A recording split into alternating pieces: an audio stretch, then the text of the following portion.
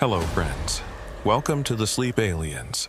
Did you know that nearly 80% of those who watch my videos aren't subscribed? If you enjoy the content, I'd truly appreciate it if you hit that subscribe button. It helps a lot. Also, don't forget to leave a like and share your thoughts in the comments. By the way, where are you watching from? Let me know in the comments. Have you ever experienced one of those nights when nothing goes right? Not in an obvious way, but when your hair stands on end for no apparent reason, instinctively. That's how it all began for me. July 18th, 2019. I remember the date because that night was my last night working on my uncle's fishing boat until late hours before returning to Miami for the fall season. My name is Rafael Cortez, and I've been working on boats in the Florida Keys since I was 15. By the time I was 22, I thought I'd seen everything the ocean could throw at me. Severe storms, waterspouts, bull sharks circling the boat, bioluminescent plankton making the water glow like something out of a science fiction movie. The ocean holds many strange things, but none of them prepared me for what happened that night off Key Largo. The evening started normal enough. Uncle Marco had chartered the boat out to a group of doctors from Chicago who wanted to try night fishing for tarpon, but they'd canceled last minute, something about a stomach bug going around their group. Marco was pissed about losing the money, but I was secretly relieved. It meant I could just take the boat out for a quick maintenance run, check the engines, make sure everything was shipshape before I left. "You sure you don't want company?" Marco asked me around 6 p.m. as I was loading some supplies onto the 32-foot Bertram we called the Lucky Maria. The sun was already starting to sink toward the horizon, painting the sky in those shades of orange and pink that make tourists grab their cameras. "Nah, I'm good," I told him. "Just gonna run her out past Molasses Reef, check the GPS and fish finder, maybe troll a line for an hour or two. Be back by midnight." He clapped me on the shoulder. "All right, mijo, keep your radio on. Weather service says there might be some cells moving in later." I nodded, but I wasn't worried. Summer storms in the Keys were like breathing. They came and went. Besides, the Lucky Maria could handle anything short of a hurricane. She was old, built in the 70s, but Marco maintained her like she was his child. By 7 p.m., I was motoring out of the marina, the diesel engine thrumming beneath my feet in that steady rhythm that always calmed me down. The water was flat, almost glassy, reflecting the darkening sky.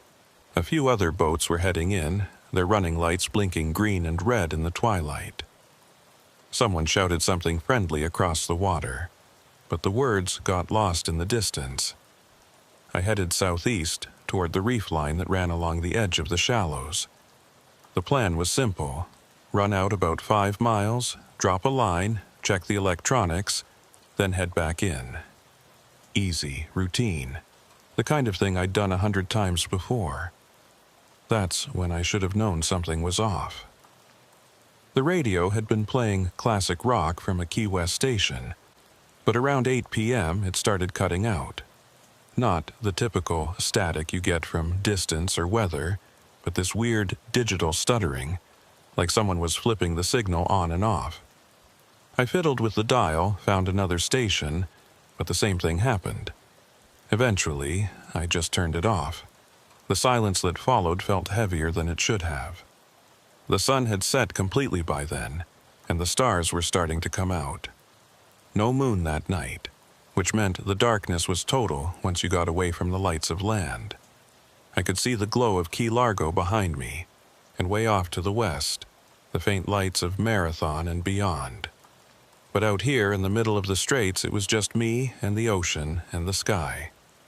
I'd dropped my line and was sitting in the fighting chair, watching the rod tip and letting my mind wander, when I noticed the first strange thing. The water had gone completely still. Not calm, still. Like glass, like something you'd see in a photograph. In 15 minutes, I hadn't felt a single wave. not even the gentle roll that's always present in open water. I stood up and walked to the rail, looking over the side. The water was so clear and so motionless that I could see my reflection perfectly, even in the darkness. The stars reflected off the surface like I was looking at space from both sides. It was beautiful. It was also deeply wrong. "What the hell?" I muttered, pulling out my phone to check if there was some kind of weather phenomenon I didn't know about. No service, of course. I was too far out, but the weather app I'd checked before leaving had shown nothing unusual. No pressure systems, no warnings, nothing. I was about to radio Marco, ask him if he was seeing anything weird on the radar, when I saw it. At first, I thought it was another boat. Just a light on the horizon. Probably someone else night fishing, or maybe one of the big cruise ships that sometimes passed through the area heading to the Gulf. But the light didn't move the way a boat light moves. It didn't bob with the waves because there were no waves. It just sat there, hovering right at the edge of where water met sky. I watched it for maybe 30 seconds, trying to make sense of what I was seeing. The light was white, but not the harsh white of a spotlight or the yellow white of a sodium lamp. It was more like starlight, if starlight could be concentrated into a single point. And it was big. Not, I can't tell how big because distance big. Big, like I could tell even from miles away that this thing was massive. My first rational thought was military. We got military aircraft and ships through the Keys all the time, especially out of the base in Key West. Maybe it was some kind of experimental craft, or a helicopter with a weird light configuration. But helicopters make noise, and the night was completely silent except for the gentle idle of the Lucky Maria's engine. I grabbed the binoculars from the cabin and trained them on the light. Through the lenses I could see it more clearly, and that's when my stomach dropped. It wasn't a light on something. It was the something. A perfect sphere of luminescence hanging in the air about where I estimated the horizon was. Maybe 3 miles away, maybe 10. Distance on the water at night is impossible to judge, especially when you don't know what you're looking at or how big it is. As I watched through the binoculars, the light began to move. Not across the horizon like a boat or plane would, but up, straight up, slowly, deliberately, like an elevator rising. It climbed maybe a few hundred feet, then stopped, hung there. And then, I swear to God, it split. The single sphere became 2 smaller spheres, and those 2 became 4, and those 4 became 8. They arranged themselves in a perfect geometric pattern, a 3-dimensional shape that my brain couldn't quite process. An octahedron, a cube made of light. They hung there, pulsing very slightly like they were breathing. I dropped the binoculars and they banged against my chest, hanging from the neck strap. My hands were shaking. My whole body was shaking. Every rational part of my brain was screaming explanations at me. Flares, drones, some kind of atmospheric phenomenon, ball lightning, Venus. Literally anything other than what my gut was telling me I was seeing. I grabbed the radio handset, my thumb hovering over the talk button. But what was I going to say? "Hey Marco, I'm seeing some weird lights out here." He'd tell me to come back in, that I was tired, that I'd been in the sun too long earlier. Or worse, he'd believe me and come racing out, and then what? What if they, whatever they were dangerous? I realized I was breathing too fast, hyperventilating.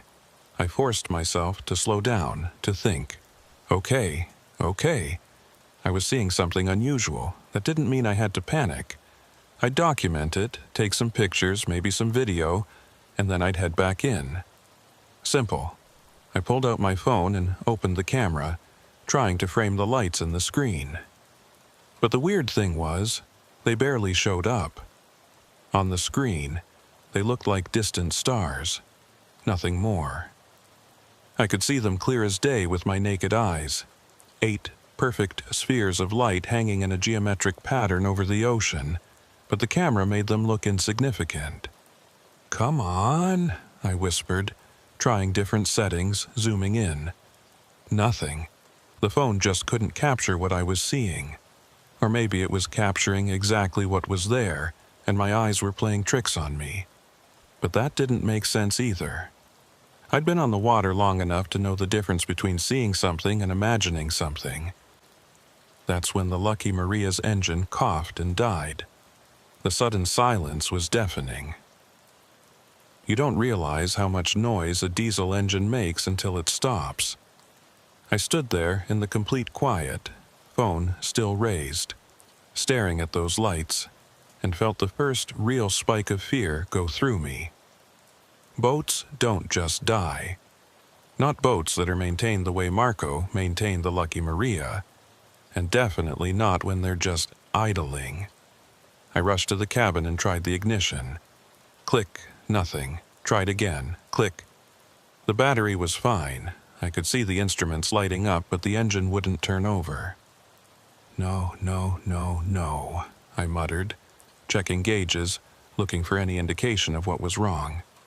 Everything read normal. Fuel, oil pressure, temperature, everything was fine except the engine wouldn't start. When I looked up again, the lights had moved closer. I don't mean they'd drifted closer, I mean they were just closer. Like they'd teleported, or my perception of distance had changed. They were maybe a mile away now, perhaps less, and I could see details I hadn't been able to see before. The spheres weren't solid. They were made up of something, some kind of energy or matter that moved and swirled inside them, and they weren't white anymore. Colors rippled through them, blues and greens and purples that didn't look quite right, that didn't look like any colors I'd ever seen before. I grabbed the radio again. Dead. Not static, not interference. Dead. Like something had killed all the electronics. But my phone was still working, still glowing in my hand. I looked down at it and saw that I had no bars, no service, but the time was displayed clearly. 8:47 p.m.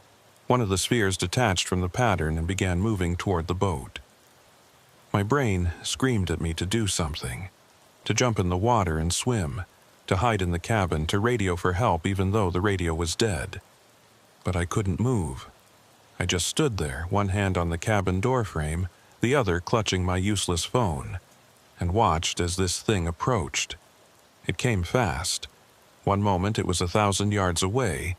The next, it was right there, maybe 50 feet off the port bow, hovering 10 feet above the still water. Up close, it was bigger than I'd thought, maybe 30 feet in diameter. And the light it gave off didn't behave right. It didn't cast shadows. It didn't reflect off the water. It just existed, this sphere of impossible light hanging in the air next to my boat. I could feel it. That's the part that's hard to describe. I could feel its presence, not physically, but mentally, like a pressure in my head, like there was something intelligent in that light, something aware, something looking at me. The sphere rotated, and I realized there was something inside it, a shape, humanoid but wrong, tall and thin with proportions that didn't match.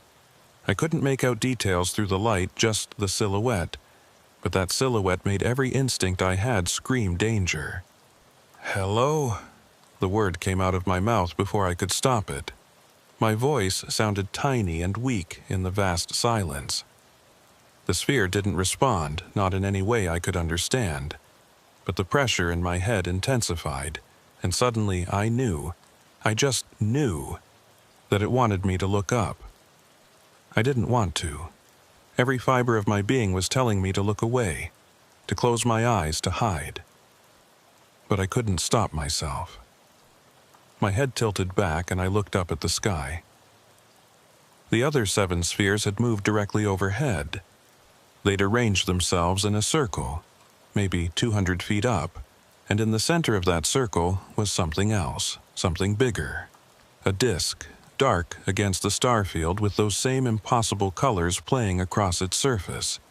It was huge, easily the size of a football field. How I hadn't seen it before, I don't know. Maybe it hadn't been there before. Maybe I just hadn't been allowed to see it. The pressure in my head became almost unbearable, and I heard, or felt, or somehow knew, a single word. Not in English. Not in any language. But I understood it perfectly. Wait. The sphere next to the boat began to rise, pulling away.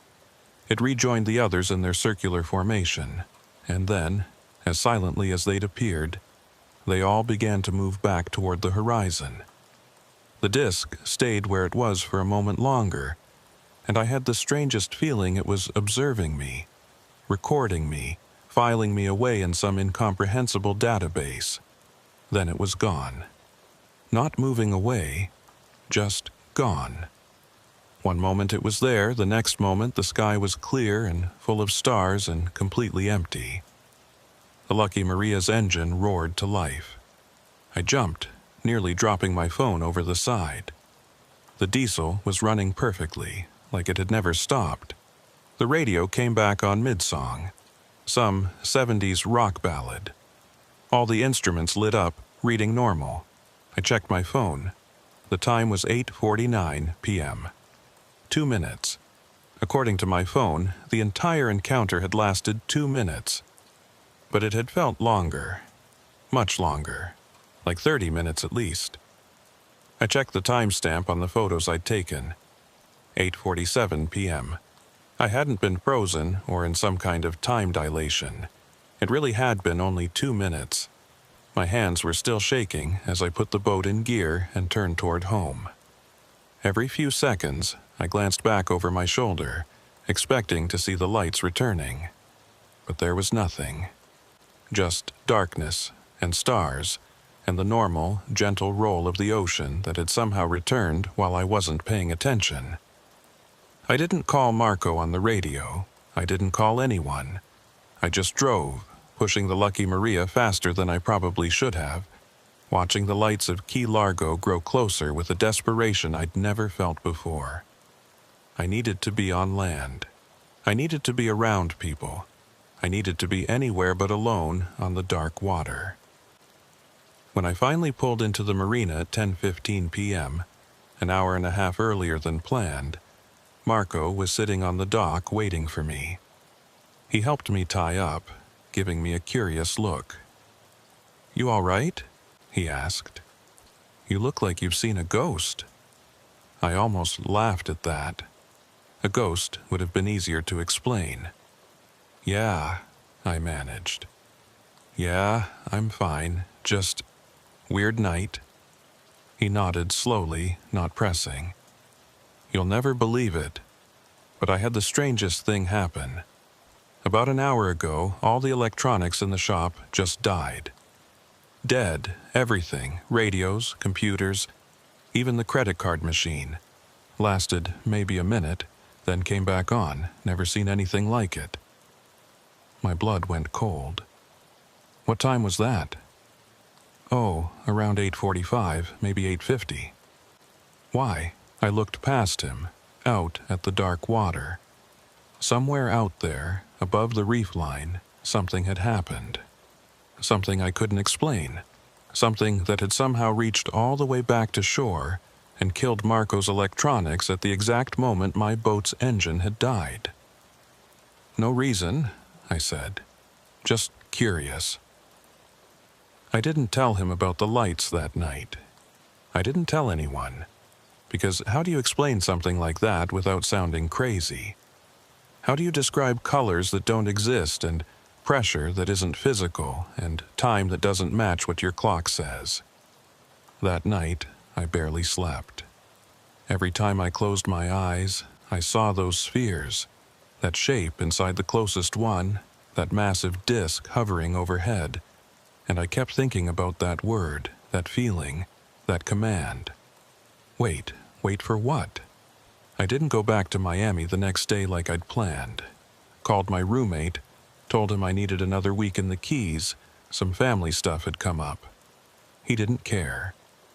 I probably could have told him the truth, that I was too terrified to leave, that I kept expecting those lights to come back, and he still wouldn't have cared. That was the thing about college roommates. They weren't really friends, just people you split rent with. Marco noticed I was off, kept asking if I wanted to talk about it, if something had happened with a girl, if I was having second thoughts about grad school. I deflected every time. What was I supposed to say? That I'd had a close encounter, that I was watching the sky every night, waiting for them to return. 3 days passed, normal days. I helped Marco with maintenance on the boats, took a group of retirees out for some reef fishing, went to Duffy's for drinks with some friends from high school who were also stuck in the Keys for the summer. I laughed at their jokes, drank my beers, acted like everything was fine. But every night, around 8:45 p.m., I'd find some excuse to be outside, watching the southeastern sky. Nothing. Just normal stars and satellites, and the occasional airplane heading toward Miami or Key West. On the 4th night, I decided I was being ridiculous. I'd seen something weird, sure. Probably some kind of military aircraft or drones, something classified that I wasn't supposed to see. The time discrepancy was just my brain playing tricks on me, the stress of the encounter messing with my perception. It happened to people all the time, right? High-stress situations made time feel different. I was starting to believe my own rationalization when I met Nina Holloway. It was day 5 after the encounter, July 23rd. I'd agreed to take a half-day charter for Marco, a young couple from Atlanta who wanted to try snorkeling the reefs. Simple, easy money. They were nice enough, didn't talk too much, which I appreciated. The guy was a lawyer. The woman worked in marketing. Both of them pale as ghosts and excited about seeing tropical fish. We were anchored off Molasses Reef, about 4 miles out, when I noticed another boat nearby. Not unusual. Molasses is popular, but this boat was smaller than most of the charter boats, maybe a 20-footer, and it was anchored in almost the exact spot I'd been when I saw the lights. A woman was sitting on the bow, not snorkeling or fishing, just sitting there with a notebook in her lap, staring at the water. She had long dark hair pulled back in a ponytail, wearing board shorts and a faded tank top. Every few seconds she'd write something down, then go back to staring. I didn't think much of it until I noticed she kept checking a handheld GPS device, then looking up at the sky, then writing again. The way she did it was methodical, almost obsessive. It reminded me of something, though I couldn't put my finger on what. My charter couple surfaced, thrilled about the parrotfish and sea turtles they'd seen. I helped them back on the boat, got them toweled off, started pulling up the anchor. That's when I heard it. Faint, carrying over the water, but unmistakable. The woman on the other boat was talking to herself. Not casual self-talk, but urgent, almost frantic. I couldn't make out most of the words, but I caught a few. Coordinates, same position, has to be connected. I fired up the engine, intending to head back to the marina, but something made me idle the Lucky Maria closer to her boat instead. Close enough that I could read the name painted on the stern, Searcher. Close enough that she looked up from her notebook and saw me staring. We made eye contact, and I saw something in her expression shift. Recognition. Not like she knew me, but like she knew what I was. Or what I'd seen. "You were here," she said. Not a question, a statement. My charter couple were busy looking at photos on their phones, not paying attention. I cut the engine, let the Lucky Maria drift closer. "Here?" I asked, trying to sound casual. "Here. 5 nights ago, July 18th, around 8:45 p.m. She stood up, gripping her notebook. "You saw them, didn't you?" My mouth went dry. "I don't know what you're talking about." "Yes, you do." She moved to the rail of her boat, and I could see now that she was older than I'd first thought, maybe mid-30s, with sun-weathered skin and dark circles under her eyes like she hadn't slept well in days. The lights, the spheres, the big one overhead, you saw them. I should have gunned the engine and left, should have laughed it off as crazy talk. But instead, I heard myself ask, "How do you know?" She held up her GPS device. "Because I track them. I've been tracking them for 3 years. And 5 nights ago, there was an event, right here. Multiple witnesses reported electronics malfunctions from Marathon to Key Largo, all at exactly 8:47 p.m. The Coast Guard logged it as unexplained, but it wasn't unexplained. It was them." "Hey, buddy," the lawyer called from behind me. "We gonna head back soon? My wife's getting a little burned." I waved at him, not taking my eyes off the woman. "Who are you?" "Nina Holloway, marine biologist. Used to work for NOAA. Now I work for myself." She climbed onto the bow of her boat, crouching to get closer to me. "Look, I know how this sounds. I know what people think when they hear this stuff, but I also know what you saw, and I know you've been watching the sky every night since, waiting for them to come back." I felt something cold slide down my spine. "How could you possibly know that?" "Because that's what everyone does. After you see them, really see them, you can't just go back to normal.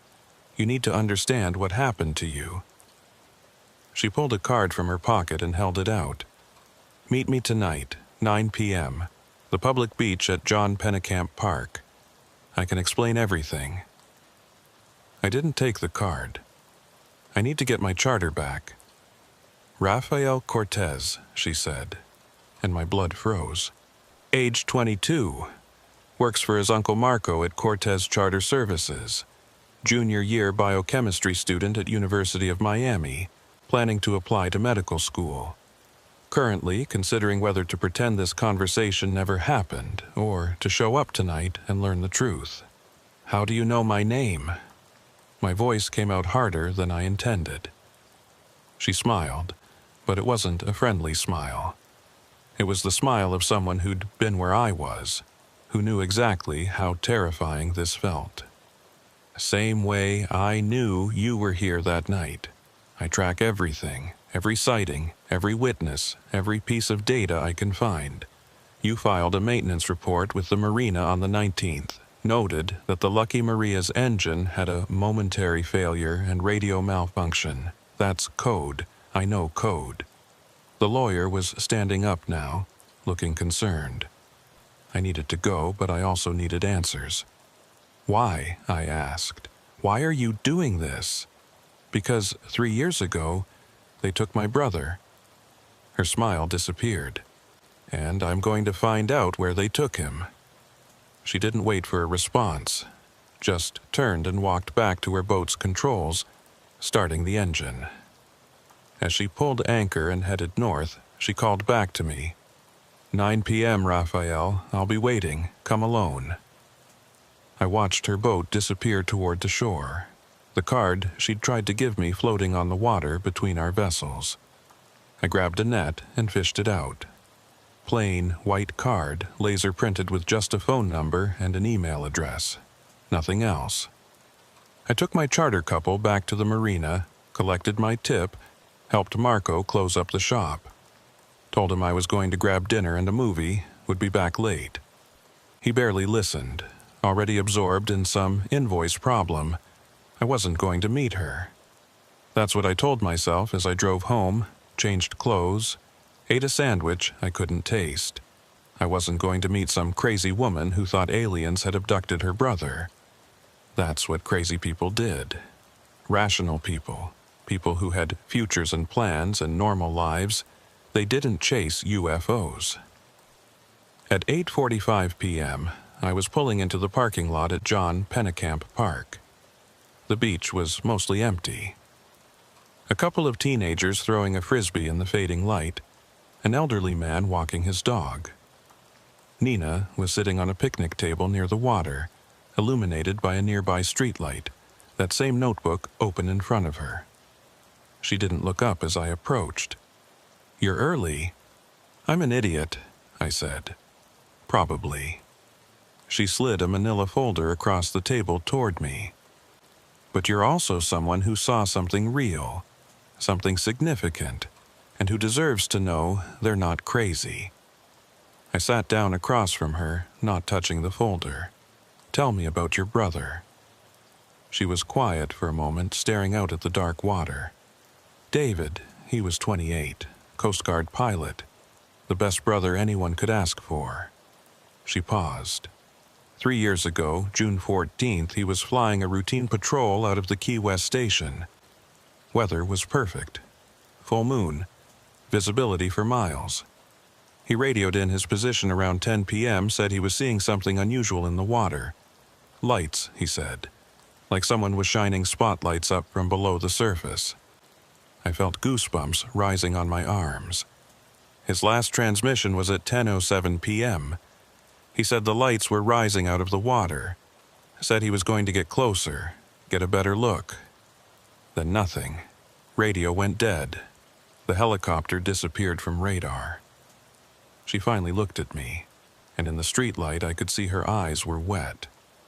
They searched for 2 weeks. Never found the helicopter, never found a body, never found any debris. It's like he just vanished into thin air. "I'm sorry," I said, and meant it. The official report said he probably crashed into the ocean, that the helicopter sank in deep water. But I knew David. He was the best pilot in his unit. He wouldn't crash unless something made him crash. She opened her notebook, showing me pages covered in coordinates, dates, times, sketches of light patterns. So I started investigating, started collecting reports of unusual sightings in the Keys, and I found a pattern. She pulled out another notebook, this one older, more worn. "They come back. Every few months, sometimes more often, sometimes less, but they come back to the same areas. Molasses Reef, Looe Key, the deep water off Marathon, and when they come, electronics malfunction. Boats lose power. Radios die. People see things they can't explain. And you think they took your brother? I know they did." She said it with such certainty that I almost believed her. "I've talked to 17 other witnesses, fishermen, charter captains, Coast Guard personnel, tourists. All of them saw lights. All of them experienced equipment failures. And 3 of them, reported seeing something else. Something inside the lights. Something that looked human, but wasn't." My skin felt cold despite the warm night air.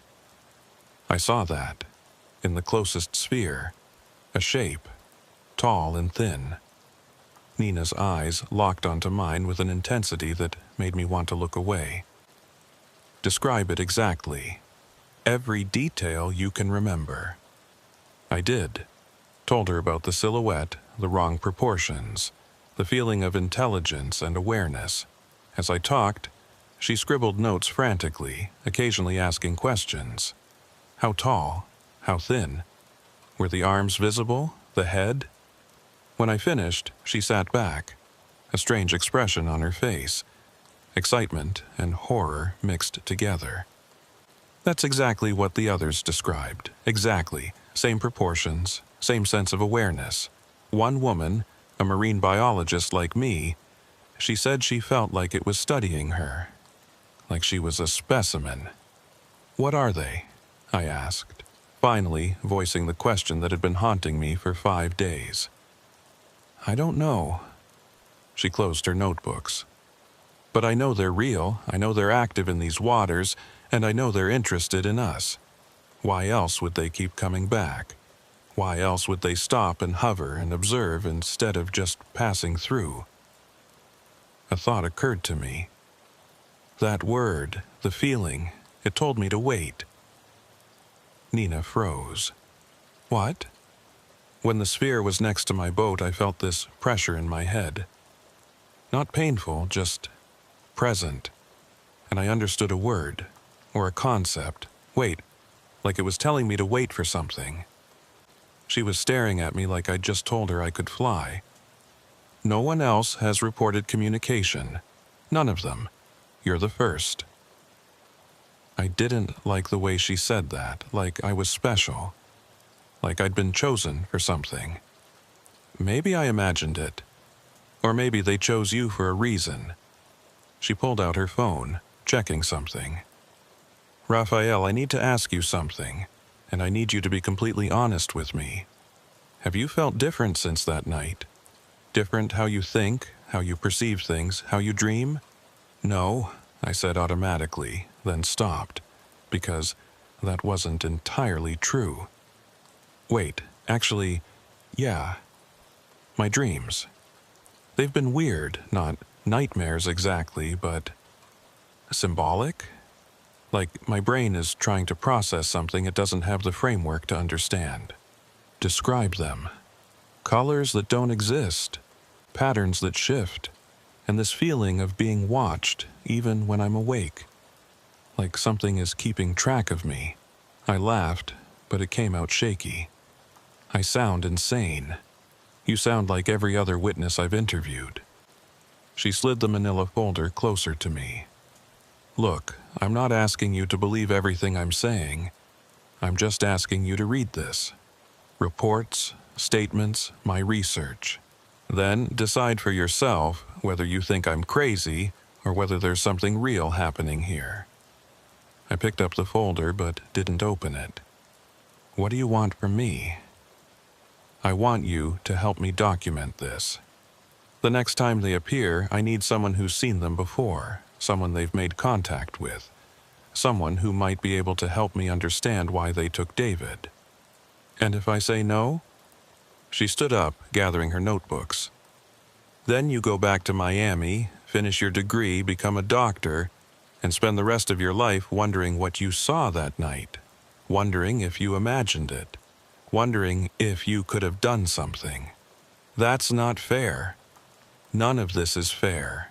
She walked toward the parking lot, then stopped and turned back. They chose you, Raphael. I don't know why, but they did. You can ignore that, or you can try to understand it. Your choice. I watched her drive away in an old Jeep Wrangler, her taillights disappearing into the darkness. Then I sat there alone on that picnic table, listening to the gentle wash of waves and holding a folder full of impossible things. I opened it, started reading, and with each page, each witness statement, each technical report of unexplained phenomena, I felt my carefully constructed rationalization crumbling away. Because this wasn't one crazy woman chasing shadows. This was years of documentation, dozens of witnesses, patterns that couldn't be coincidence. This was real. And somewhere in the back of my mind I heard that word again. That feeling, that command. Wait, I still didn't know. But I had a terrible feeling I was about to find out. I spent the next week reading everything in that folder. Witness statements from a charter captain who'd seen a disc-shaped object rise out of the water off Islamorada. Coast Guard reports of radar anomalies that appeared and disappeared without explanation. A technical analysis from an electrical engineer about electromagnetic interference patterns that matched no known natural or man-made source. And photos. So many photos. Most were terrible, blurry lights that could be anything. But a very few, showed things that made my stomach clench. Spheres of light in formation. Dark shapes against the stars. One particularly clear image taken by a sailor on a freighter showed something massive breaking the surface of the water at night. Water cascading off its sides, lit from within by that same impossible light I'd seen. Nina had tabulated everything. Dates, times, locations, weather conditions, moon phases. Looking at her charts, the pattern became obvious. The sightings clustered around certain areas, and they happened more frequently during new moons, when the night was darkest. The next new moon was August 3rd, 11 days away. I called the number on her card. She answered on the first ring like she'd been waiting. "You read it," she said. Not a question. "Yeah." And I watched a cruise ship pass in the distance, its lights bright against the dark water. I was standing on the dock behind Marco's shop, phone pressed to my ear, trying to find words for what I was feeling. Fear. Curiosity. A strange sense of inevitability. "Tell me what you need," I said. The plan was simple, at least on paper. Nina had been tracking the electromagnetic signatures that accompanied the sightings. She'd acquired some equipment, expensive stuff that her NOAA connections had helped her get access to. EMF detectors, spectrum analyzers, cameras that could capture wavelengths beyond human visible range. She'd narrowed down the most likely location for the next appearance. A spot about 8 miles southeast of Key Largo, right on the edge of the deep channel where the Straits of Florida dropped off into serious depth. We'd take my uncle's boat out on the night of August 3rd. Position ourselves at the coordinates. Wait. Document everything we could. And if they show up? I'd asked during one of our planning sessions at a coffee shop in Islamorada. Then we observe. We record. We don't panic. She'd looked up from her laptop, her expression serious. "And Raphael, this is important. If they make contact again, if you feel that pressure in your head, don't fight it. Listen, try to understand. They're trying to communicate something, and you might be the only person who can hear it." "Why me, though? Why not you? You're the one who's been chasing this for 3 years. She'd been quiet for a moment, then said something that chilled me. "Because they haven't chosen me. I've been out there dozens of times. I've been in the right place at the right time. But they've never approached me, never made contact. You they approached.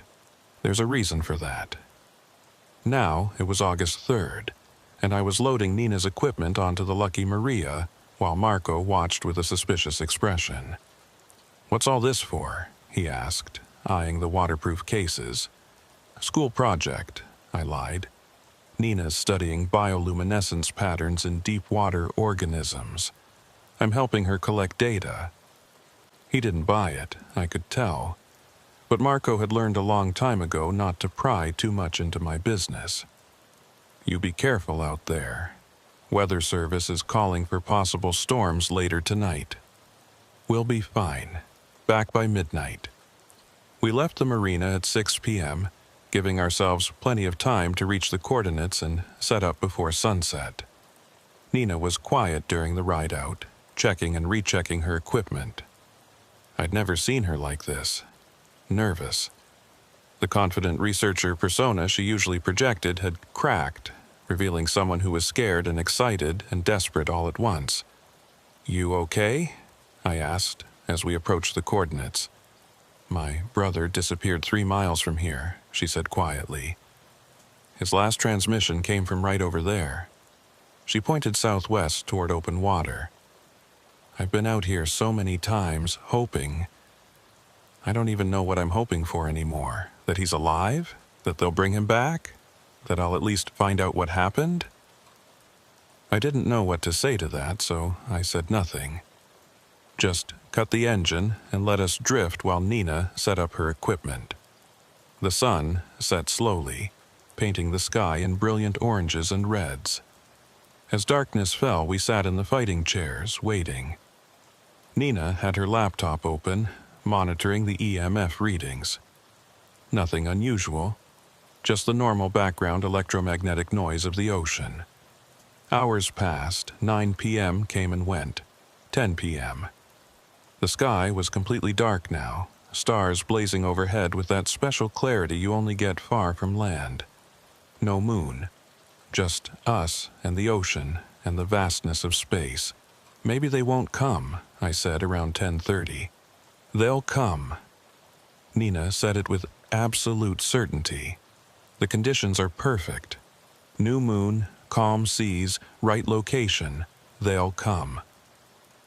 At 10:47 p.m., every piece of equipment on the Lucky Maria went dead. Engine, radio, GPS, Nina's laptop, even my phone. Everything. The only light came from the stars. Nina's voice came out of the darkness. "This is it. Raphael, stay calm. Whatever happens, just observe." The water around us began to glow, not from any external light source. The water itself was glowing, that same bioluminescent plankton effect I'd seen before, but 100 times brighter. The glow spread outward from the boat in a perfect circle, expanding rapidly until we were sitting in the center of a ring of light maybe 200 feet in diameter. "Oh my God," Nina whispered. "Oh my God, it's real. It's all real." The sphere rose from the center of the glowing ring. It came up slowly, water streaming off its surface, even though I couldn't see how water could cling to pure light. It rose about 20 feet out of the ocean and stopped, hovering there so close I could have hit it with a thrown fishing rod. "Don't move," Nina breathed. "Let them make the first move." But they already had. I could feel it, that pressure in my head, building stronger than before. And this time it wasn't just one word. It was concepts, images, feelings flooding into my mind faster than I could process them.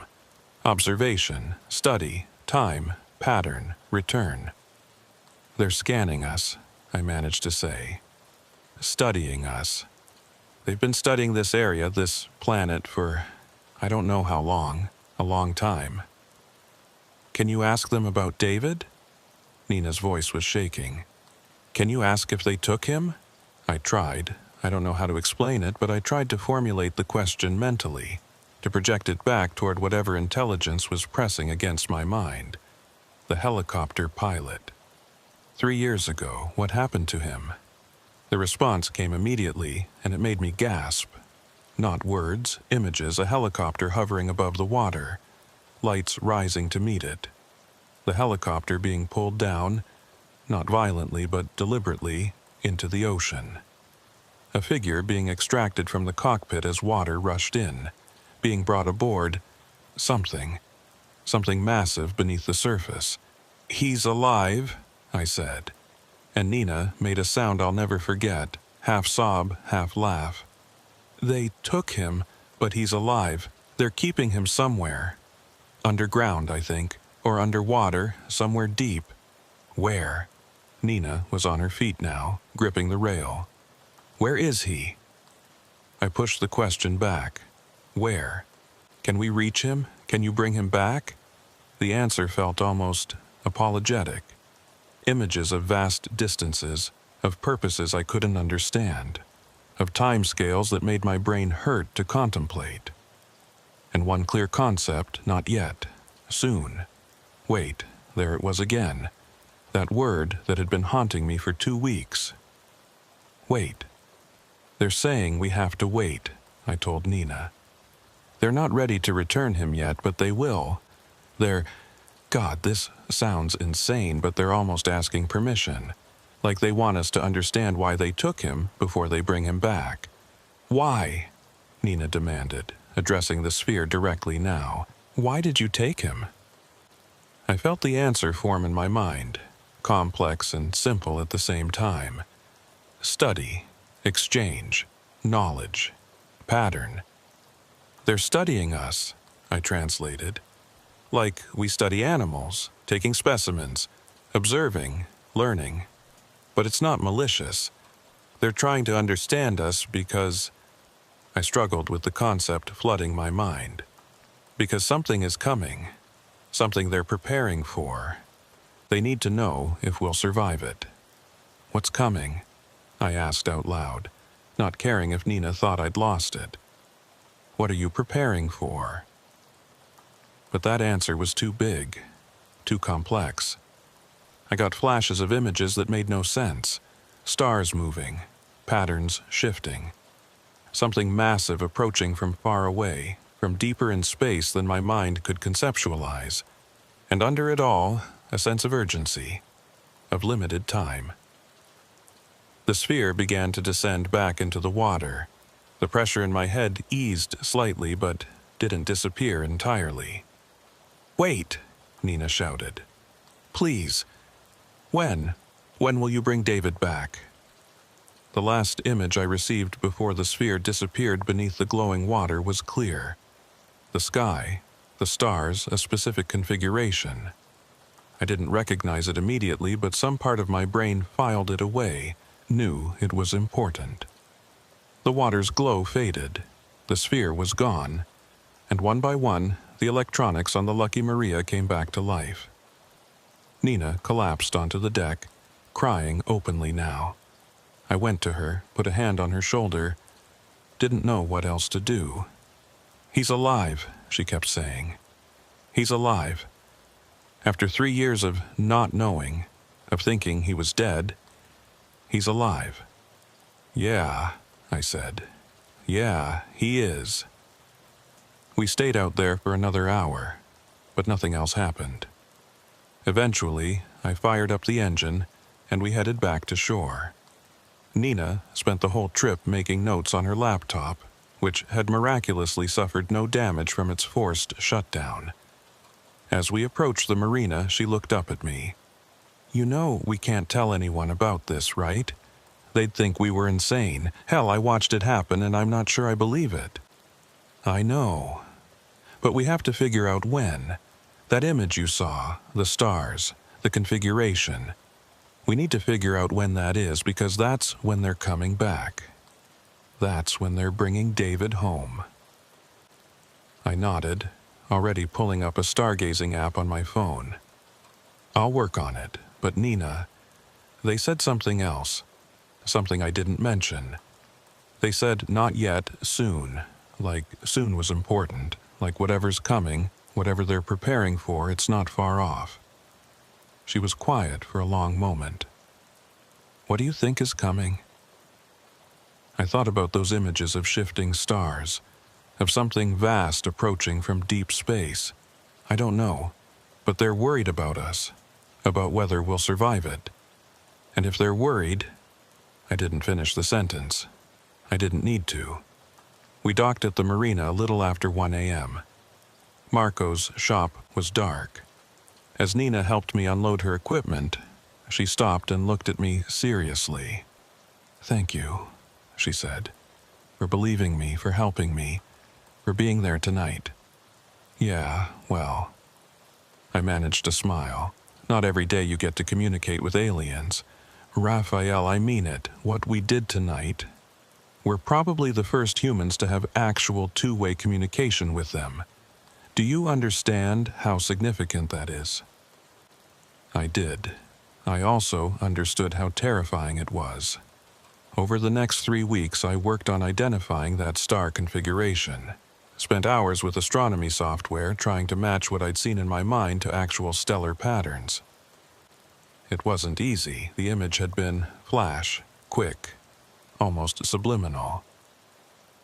But finally, on August 27th, I found it.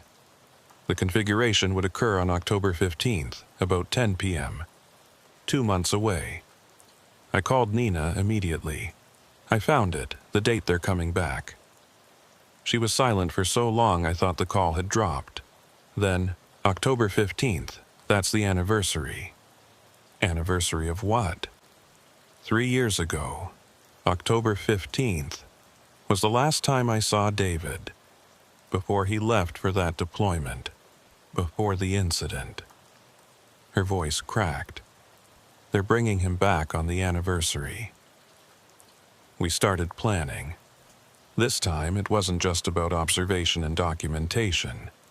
This time, Nina wanted to be ready. She contacted other researchers she trusted, people who'd been tracking similar phenomena. Slowly, carefully, she built a network of people who knew the truth about what was happening in the waters off the Florida Keys. I should have gone back to school. The fall semester had started without me, but I couldn't leave. Not now. not knowing what was coming on October 15th. I called the university, told them I was taking a semester off for family reasons. My advisor wasn't happy, but he approved it. Marco was less easy to fool. He knew something was going on. Kept asking me why I was spending so much time with that woman and her research. Finally, 2 weeks before October 15th, I told him the truth. Or part of it. Told him about seeing the lights that night in July, about Nina's brother, about the upcoming event. I expected him to think I was crazy. Instead, he got very quiet, walked to his office and came back with an old photo album. "Your grandmother," he said, opening to a page that showed a young woman standing on a dock, squinting at the camera. 1973. She was fishing off Marathon with some friends when she saw lights come out of the water. "Huge," she said. "The size of buildings. They hovered for maybe 10 minutes, then disappeared. She told that story her whole life, and everyone always thought she'd been drinking or making it up." He looked at me, seriously. "It runs in families, mijo.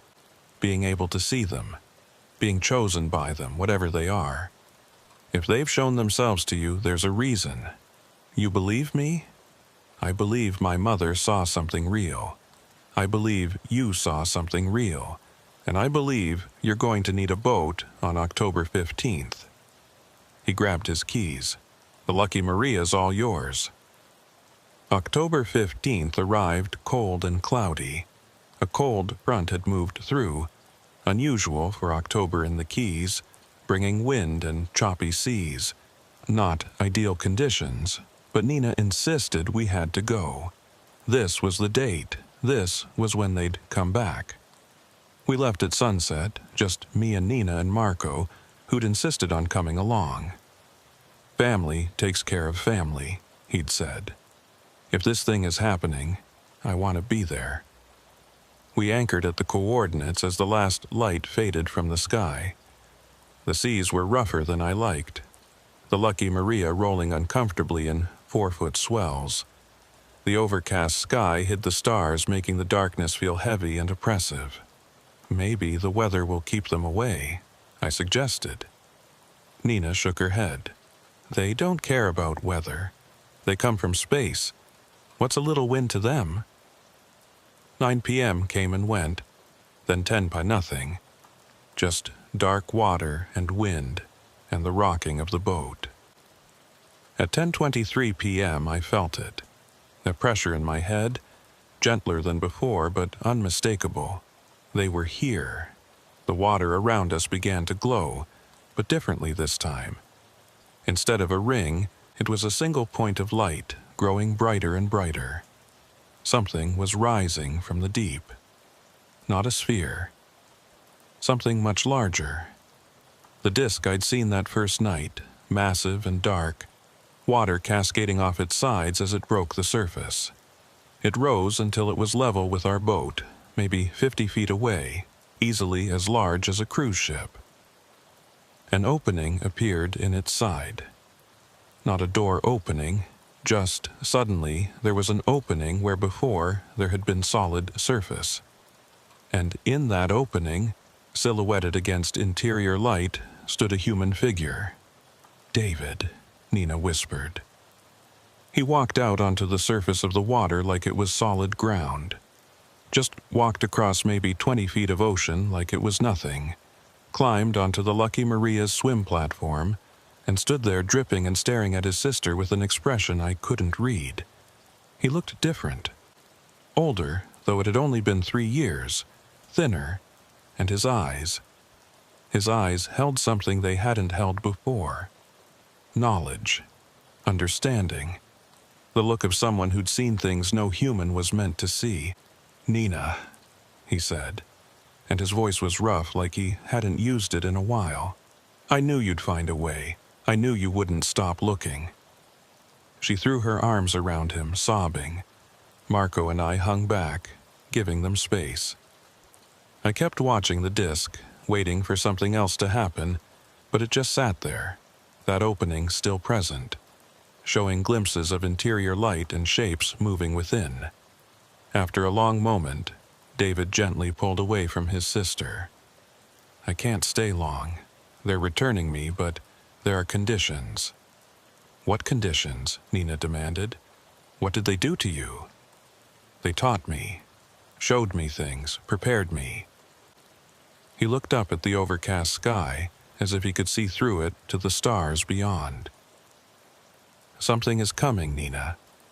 They've been watching Earth for thousands of years, studying us, trying to determine if we're ready. And now they've decided we need to be told. We need to prepare. I felt that pressure in my head intensify. Concepts flooding in. Warning. Help. Time short. Prepare. How long? I asked, surprising myself. How long until it gets here? David looked at me, and I saw recognition in his eyes. You're the one they made contact with, Raphael. They told me about you. Said you could hear them better than most. He smiled sadly. 20 years, maybe less. The data isn't exact. They're dealing with distances we can barely conceptualize. But something is coming from deep space. Something that will change Earth fundamentally, and we need to be ready. Ready how? Marco asked, speaking for the first time. That's what they spent 3 years teaching me. How to help humanity prepare. What technologies we need to develop. What social structures we need to build. What knowledge we need to acquire. He turned back to Nina. I'm sorry I couldn't come back sooner. But what they taught me, it was necessary. It's the only reason we'll survive what's coming. The disc began to descend back into the water. David looked back at it, then at his sister. I have to go, but I'll be back. They're letting me return permanently in 6 months. They just need to finish the preparation. Make sure I can function normally again after everything. David, wait. Nina grabbed his arm. What is it? What's coming? He paused at the swim platform, 1 foot already on the water's surface. They don't have a name for it that I can translate. But imagine a wave moving through space. A wave that disrupts gravity, electromagnetic fields, the basic forces that hold matter together. It passes through solar systems, through planets, and either those planets are ready to adapt, or they die. The pressure in my head pulsed. Not death. Transformation. Change. Evolve or end. How many civilizations have they seen it destroy? I asked quietly. Hundreds, David said. Maybe thousands. But some survive, some adapt. Some even thrive in the new conditions. And they believe we can be one of those. But only if we prepare. Only if we know what's coming. He stepped fully onto the water and began walking back toward the disc. 6 months, Nina. I'll be home in 6 months. And then I'll tell you everything. Everything they showed me. Everything we need to do. But until then, keep researching. Keep documenting. Keep trying to help people understand that we're not alone, and that the truth of that fact is about to become impossible to ignore. He disappeared into the disc. The opening sealed shut. The massive craft descended beneath the waves, and the glow faded until we were left in darkness, rocking on choppy water under an overcast sky. For a long time, nobody spoke. Then Marco turned to me and said, "So, medical school probably seems a little pointless now, huh?" Despite everything, I laughed. Because he was right. How could I go back to studying biochemistry and anatomy when I knew what was coming? When I'd been chosen, somehow, to be part of preparing humanity for the most significant event in our history? "Yeah," I said. "I think my plans just changed." Nina was still staring at the spot where the disc had disappeared. 6 months, she murmured. He'll be home in 6 months, And then we start preparing the world for something it's not ready to believe. I felt that pressure in my head one last time, softer now, almost like a farewell. And with it came a final concept. Not alone. Never alone. Together. They were right. We weren't alone. Not just because they existed, but because there were others like us. People who'd seen the lights, who'd been contacted, who'd been chosen for reasons we didn't fully understand. Nina's network was just the beginning. We headed back to shore as the clouds finally broke and rain began to fall. Behind us, the water was dark and quiet, but I knew they were down there watching, waiting, preparing us for what was to come. As we docked and began securing the Lucky Maria, Marco put a hand on my shoulder. Whatever comes next, mijo, whatever role you're supposed to play in all this, your family's with you. We always have been. I looked at Nina, already on her phone making calls to her contacts, setting up meetings, starting to build something bigger than her personal search for her brother. Then, at the dark water of the marina, knowing what lay beneath the surface of our oceans, our understanding, our reality. We're going to need all the help we can get, I said. Marco smiled. Then, let's get started. That night, sitting in my apartment going through Nina's research again, I pulled up the astronomy app on my phone. 20 years, David had said. Maybe less. I calculated forward, trying to imagine what October 2039 might look like. What kind of world we'd be living in, whether we'd be ready. My phone buzzed, a text from Nina. Meeting tomorrow, 10 a.m., bringing David's colleagues from NOAA, some Air Force contacts, and a physicist from MIT who's been tracking similar events. Are you in? I looked out my window at the night sky, visible now that the clouds had cleared. Somewhere up there, something was approaching. Something that would test whether humanity could adapt, could change, could survive. And somewhere down in the ocean, in facilities we couldn't imagine, they were watching us, preparing us, hoping we'd be ready when the time came. I texted back, I'm in. Because that word they'd given me that first night finally made sense. Wait, not wait passively. Wait actively. Wait while preparing. Wait while learning. Wait while getting ready for the moment everything changes. The waiting was over. The preparation had begun. And whatever came next, whatever role I was meant to play, I was ready to start. Above Key Largo, the stars shone bright and indifferent. But they weren't indifferent anymore. Not really. Because now I knew what was out there, looking back. And in 20 years we'd all find out if we were ready to meet it. There's something about a lighthouse that's supposed to make you feel safe. That steady, rhythmic pulse of light cutting through the darkness, warning ships away from danger, guiding them home. I used to find comfort in that predictability. 3 seconds of light, 2 seconds of darkness, 3 seconds of light. Like a heartbeat, like something you could count on. But the night of September 9th, 2021, the Cape Canaveral Lighthouse taught me that sometimes the things meant to guide us are the first to betray us. My name is Grant Miles, and I've been working as a marine equipment technician for the Kennedy Space Center for 7 years. It's not glamorous work, maintaining the boats and water-based equipment used for shuttle recovery operations, but it pays well and I get to be on the water every day. That's all I've ever wanted since I was a kid growing up in Cocoa Beach, watching the launches from my backyard and dreaming about space. The irony isn't lost on me that what happened that night had nothing to do with NASA, nothing to do with the rockets we send up into the stars. What happened came from the other direction, from the ocean, from below. It started around 11 p.m. on a Thursday night.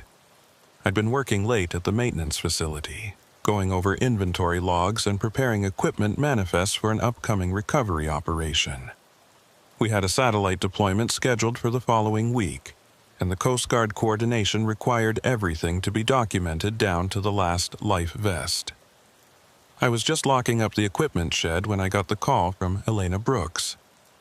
Elena worked as a meteorological technician for the Space Force Weather Station, monitoring conditions for launch operations. We'd been seeing each other casually for about 3 months, nothing serious, just someone to grab dinner with and talk to about something other than work. "Grant," she said when I answered, and I could hear something in her voice that made me immediately alert. Not panic, but something close to it. Confusion mixed with fear. "Are you still at the facility?" "Yeah, just finishing up. What's wrong?" "Can you see the lighthouse from where you are?" I walked away from the shed, looking north toward where the old Cape Canaveral lighthouse stood. It wasn't actually operational anymore, hadn't been for decades, but it was maintained as a historic site, and they kept the light running for tourists and nostalgia. From where I stood, about 2 miles south, I could see it clearly against the night sky. "Yeah, I can see it. Why?" "Watch it. Just watch it for a minute and tell me if you see what I'm seeing." I watched. The light was doing its normal rotation. 3 seconds on, 2 seconds off, sweeping across the dark Atlantic waters like it had for over 100 years. I was about to tell Elena I didn't see anything unusual when it happened. The light flickered. Not the normal on-off cycle. It flickered like a dying fluorescent bulb. Then it went bright, much brighter than normal, almost painfully bright even from 2 miles away. It held that brightness for maybe 5 seconds, then dropped to a dim glow, then went completely dark. 3 seconds later, it came back on. Normal brightness, normal rotation. "Did you see that?" Elena asked, her voice tight. "Yeah? Electrical problem, maybe? Could be the storm moving in." I'd heard on the radio earlier that there was a tropical system developing southeast of us, expected to bring heavy weather over the weekend. "Grant, that's the 3rd time it's done that in the last 20 minutes. And it's always the same pattern. Bright, dim, dark, then back to normal, 3 times each cycle." I felt something cold settle in my stomach. "You're timing it?" "I've been recording it. I've got video from the weather station cameras. And Grant, there's something else. Right before it happens, right before the light changes, I'm picking up readings on the magnetometer that don't make any sense." Elena's weather station monitored everything from wind speed to electromagnetic radiation, all critical data for launch operations. The magnetometer measured disturbances in Earth's magnetic field, the kind of thing you'd see during solar storms or unusual atmospheric phenomena. What kind of readings? Spikes, huge spikes, the kind we'd normally only see during major geomagnetic storms, but there's no solar activity. The sun's been quiet all week, and it's localized, Grant. It's only happening within about a 5-mile radius of the lighthouse. I watched the lighthouse continue its normal rotation. Nothing seemed wrong now, just a steady, predictable pulse of light. "Where are you right now?" "At the station, but I'm leaving. I want to get closer, try to get better readings. Can you meet me?" Every rational part of my brain was telling me to say no. It was late, I was tired, and whatever was happening with the lighthouse was probably just equipment malfunction. But there was something in Elena's voice, something that made me think she was genuinely frightened, and I couldn't let her go out there alone. "Where do you want to meet?" "The jetty, north side, near the lighthouse, 20 minutes. She hung up before I could argue. I stood there for a moment, phone in my hand, watching that steady pulse of light and wondering what the hell I was getting into. The drive from the KSC facility to the North Jetty took about 15 minutes. The roads were empty. just me and the occasional semi-truck hauling cargo toward the port. As I drove, I kept glancing out the window at the lighthouse. From this angle, driving parallel to the coast, I could see it between the buildings and trees. It looked completely normal, but then, as I was passing through a particularly dark stretch of road, it happened again. The light flared brilliant white, so bright I actually had to squint.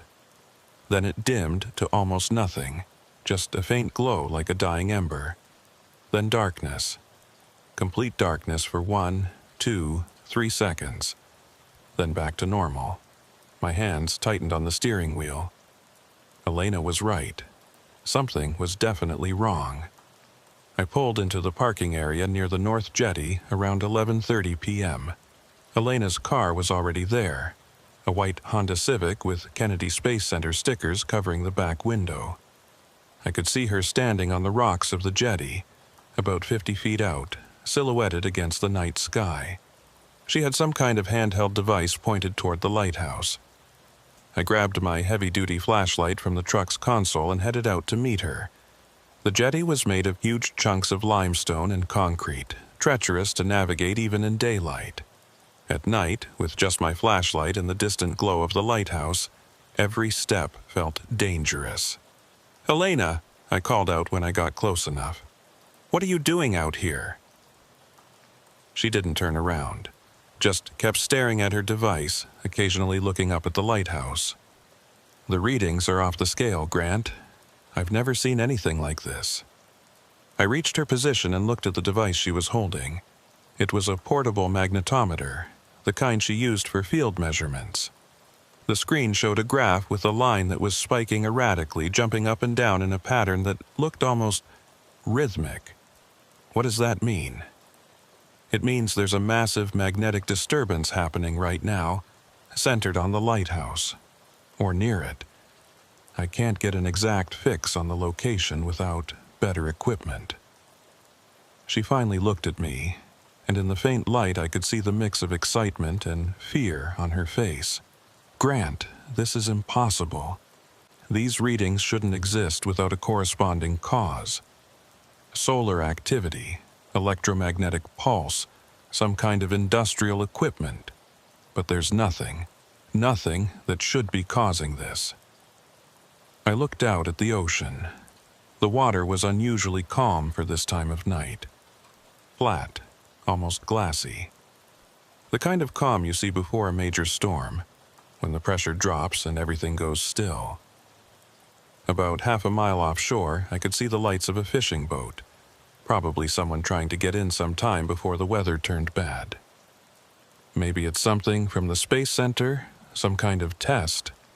At 11:30 at night, without any notifications or warnings? She shook her head.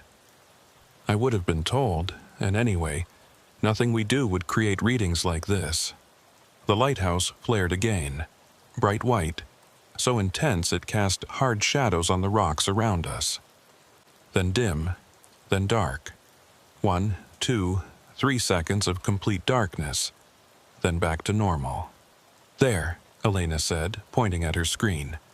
"Look, right when it happened, the readings spiked. It's connected somehow, the magnetic disturbance and the light behavior." I was about to respond when I noticed something that made my words die in my throat.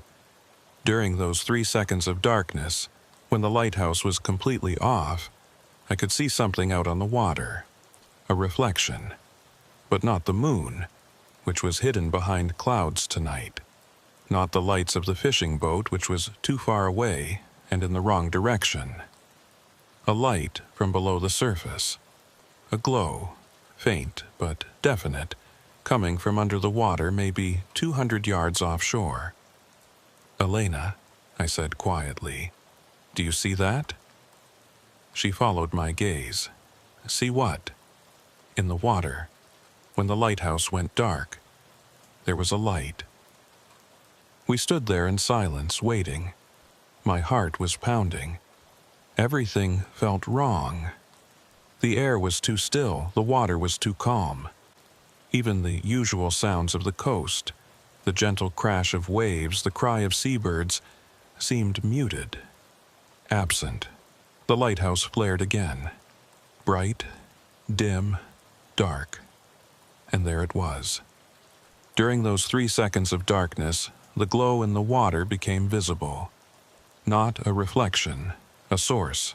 Something under the surface, glowing with that same strange quality the lighthouse had shown when it flared. Not quite white, not quite any color I could name. "I see it," Elena whispered. "Oh my God, I see it." The lighthouse came back on, and the underwater glow disappeared. Or maybe it was still there, just invisible now that our eyes were adjusted to the brighter light. "We need to call someone," I said. "Coast Guard, maybe. And tell them what?" Elena interrupted. "That we're seeing lights in the water? They'll think we're drunk or seeing things. We need more data. We need to document this." She pulled out her phone and opened the camera app, setting it to video mode. "Next time the lighthouse does its thing, I'm going to record. You watch the water, tell me what you see." I wanted to argue. I wanted to grab her and leave, get away from whatever was happening here. But I also wanted to understand. Needed to understand. Because some deep, primal part of my brain was screaming that this was important, that this was something humanity needed to know about. We waited. Elena held her phone ready, pointed at the lighthouse. I kept my eyes on that spot in the water where the glow had appeared. 1 minute passed. 2. The lighthouse maintained its normal rhythm. 3 seconds on, 2 seconds off. Everything seemed normal. Maybe it had stopped. Maybe whatever was happening was over. Then I heard it. A sound so low I felt it more than heard it.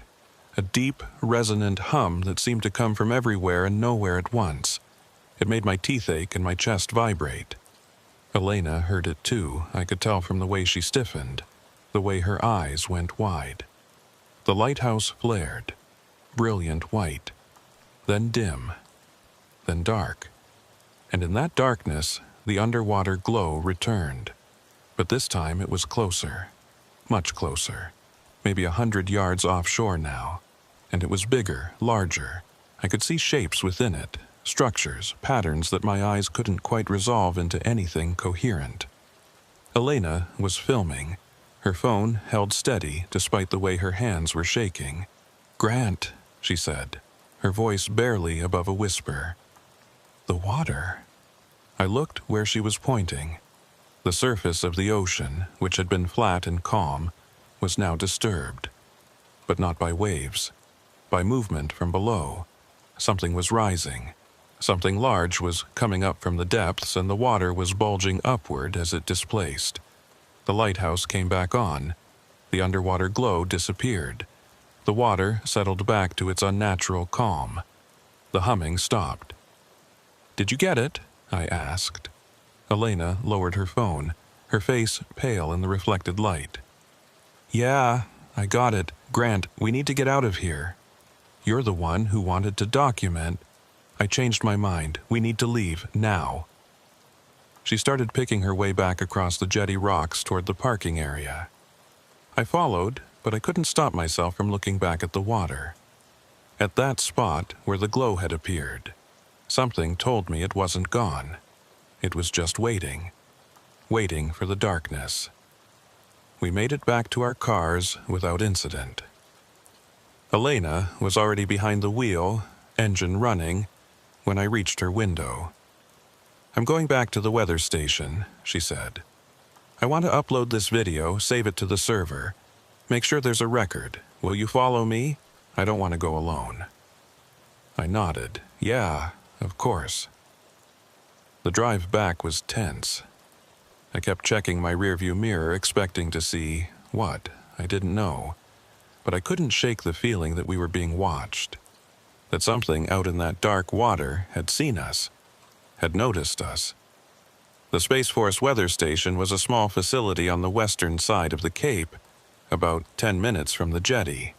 It was late enough that the parking lot was empty except for Elena's car and mine.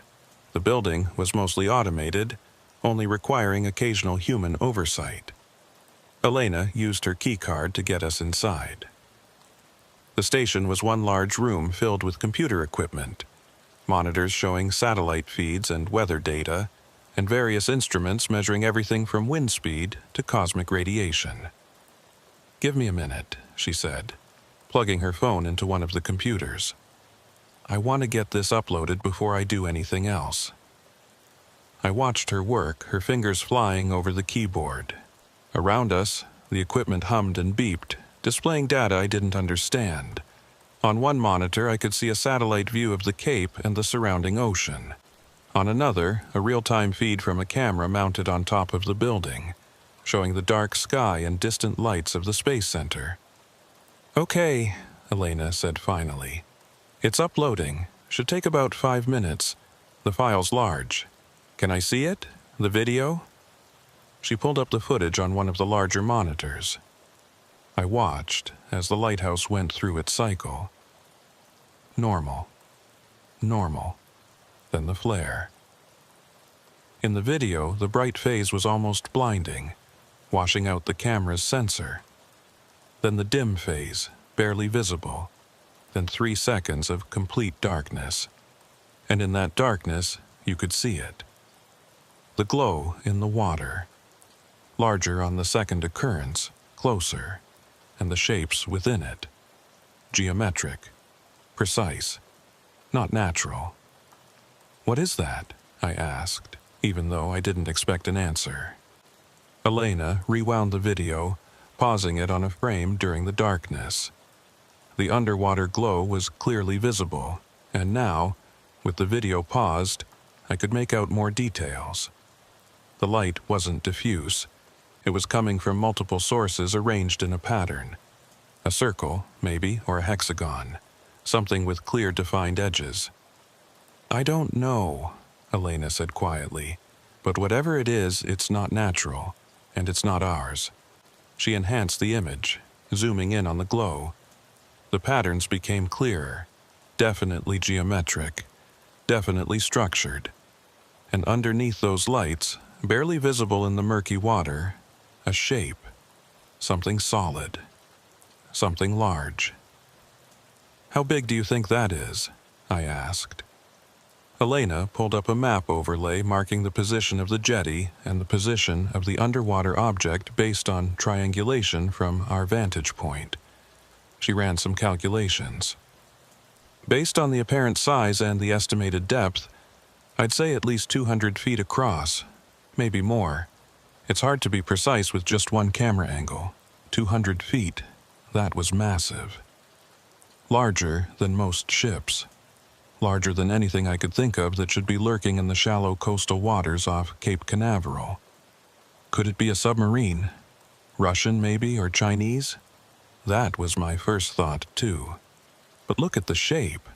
Look at those lights. No submarine I've ever seen looks like that. And the magnetic readings..." She pulled up the magnetometer data on another screen. "These aren't consistent with any kind of conventional underwater vessel." I stared at the paused video, at that impossible shape glowing in the dark water, and felt a cold certainty settling over me. This wasn't conventional.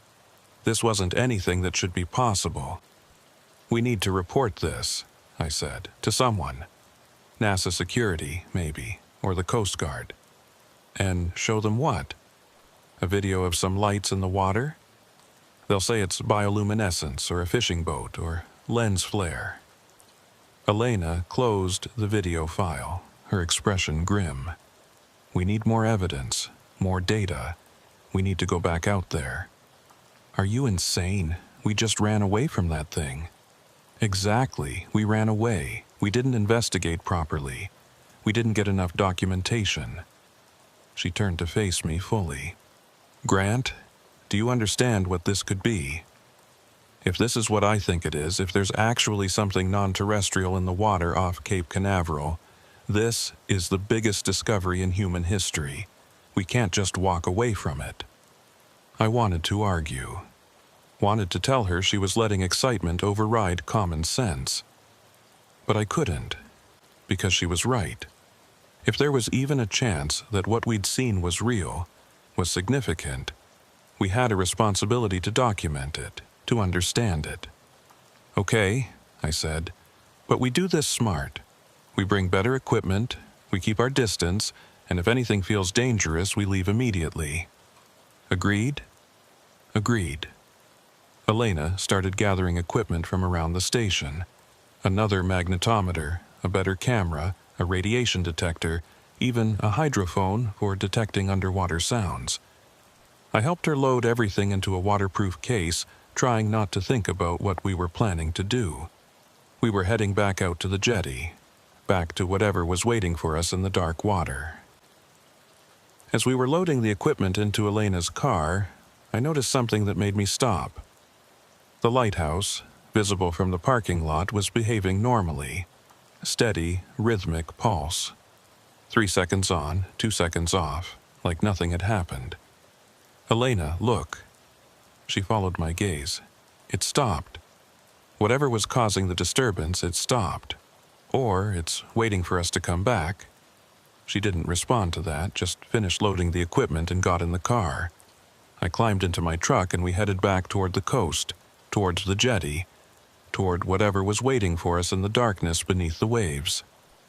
The drive felt longer this time. Every mile brought us closer to something I didn't understand, something that violated everything I thought I knew about the world.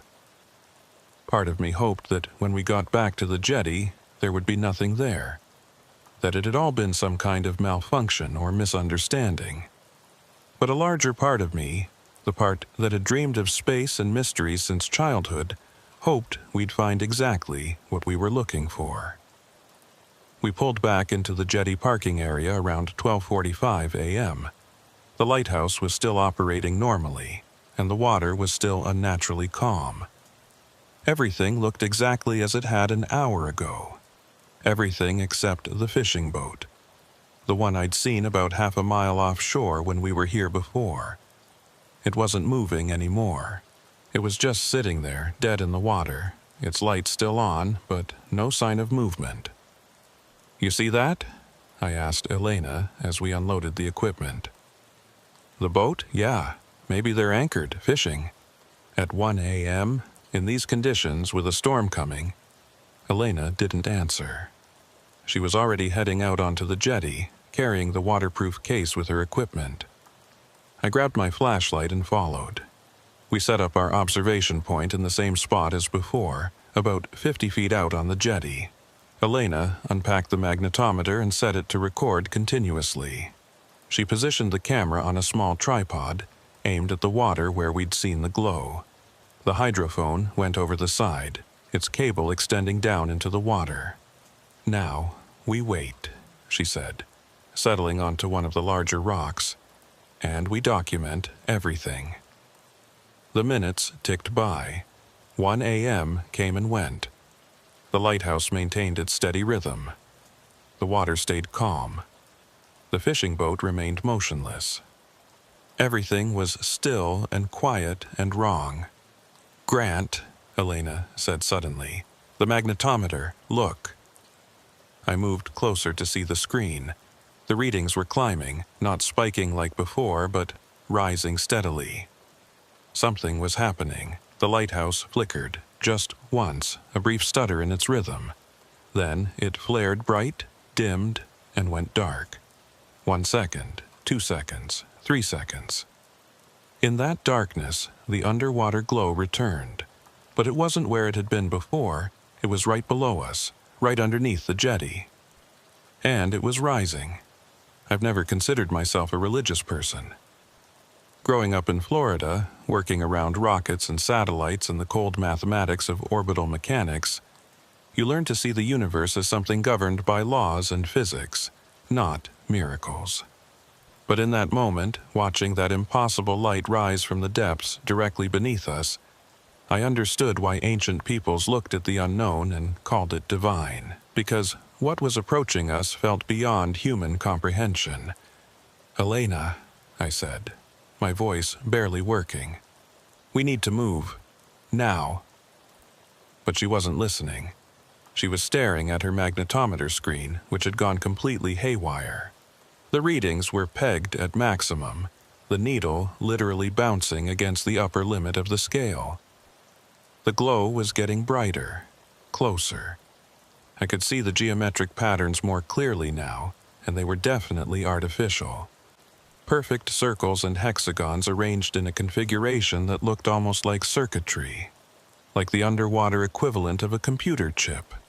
The light emanating from them wasn't quite white, wasn't quite blue. It was a color I'd never seen before, a color that made my eyes hurt to look at directly. The lighthouse came back on, breaking the darkness. But the underwater glow didn't disappear this time. It was too bright, too close. I could see it clearly even with the lighthouse operational, a massive, luminous shape ascending through the water toward us. "Elena, we have to go." I grabbed her arm, trying to pull her back toward the shore. She resisted, still watching her instruments. "Wait, just a few more seconds. I need to get these readings. Those readings won't matter if we're dead." That finally broke through. She looked up from the magnetometer and saw how close the light had come. Her face went pale. Oh, God.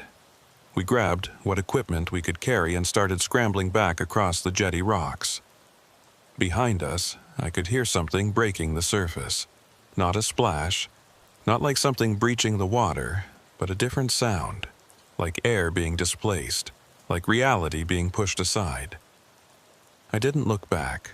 I just focused on not falling, on getting Elena to safety, on reaching the parking lot and our cars. My flashlight beam bounced crazily across the rocks, and I heard Elena gasp behind me as she nearly lost her footing. We made it to the parking area, and I finally allowed myself to turn around and look. The thing in the water had fully surfaced. Not all the way, just enough to break the waterline, but what I could see was enough to make my knees weak. It was massive, easily 100 feet of it visible above the surface. The shape was wrong, geometric in ways that natural objects never are. All angles and planes that didn't quite seem to connect properly, like an Escher painting made real. And the lights. Those geometric patterns of light that we'd seen from underwater now covered its surface, pulsing in sequences that felt almost like communication, like language translated into luminescence. "Are you seeing this?" Elena whispered beside me. She'd pulled out her phone again, was filming. "Tell me you're seeing this." "I'm seeing it. I don't believe it, but I'm seeing it." The lighthouse flared again. Bright, dim, dark. And in that darkness, the object seemed to respond. Its lights pulsed brighter, faster, the geometric patterns shifting and reconfiguring. It was answering. Whatever the lighthouse was doing, the object in the water was responding to it. "They're communicating," Elena said, her voice filled with awe and terror in equal measure. "The lighthouse and that thing, they're communicating with each other. That's impossible. The lighthouse is just automated equipment. It's been running the same pattern for decades. Then why is this happening? Why now?" She lowered her phone, looking at me with wide eyes. "Grant, what if the lighthouse has always been more than what we thought? What if it's been a beacon, a signal, and something finally answered?" I didn't want to believe her. It was too much, too impossible. But I couldn't deny what I was seeing. The lighthouse would flare, the object would pulse in response. There was a pattern to it, a rhythm.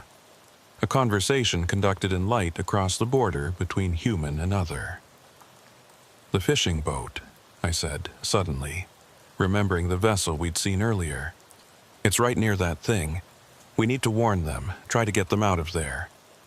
Elena grabbed her radio from the car. NASA facility personnel carried emergency radios tuned to Coast Guard frequencies. "This is Kennedy Space Center Weather Station," she said into the handset. "Any vessels near Cape Canaveral Lighthouse, please respond. You are in immediate danger. Repeat, immediate danger. Please respond. Static. Nothing but static.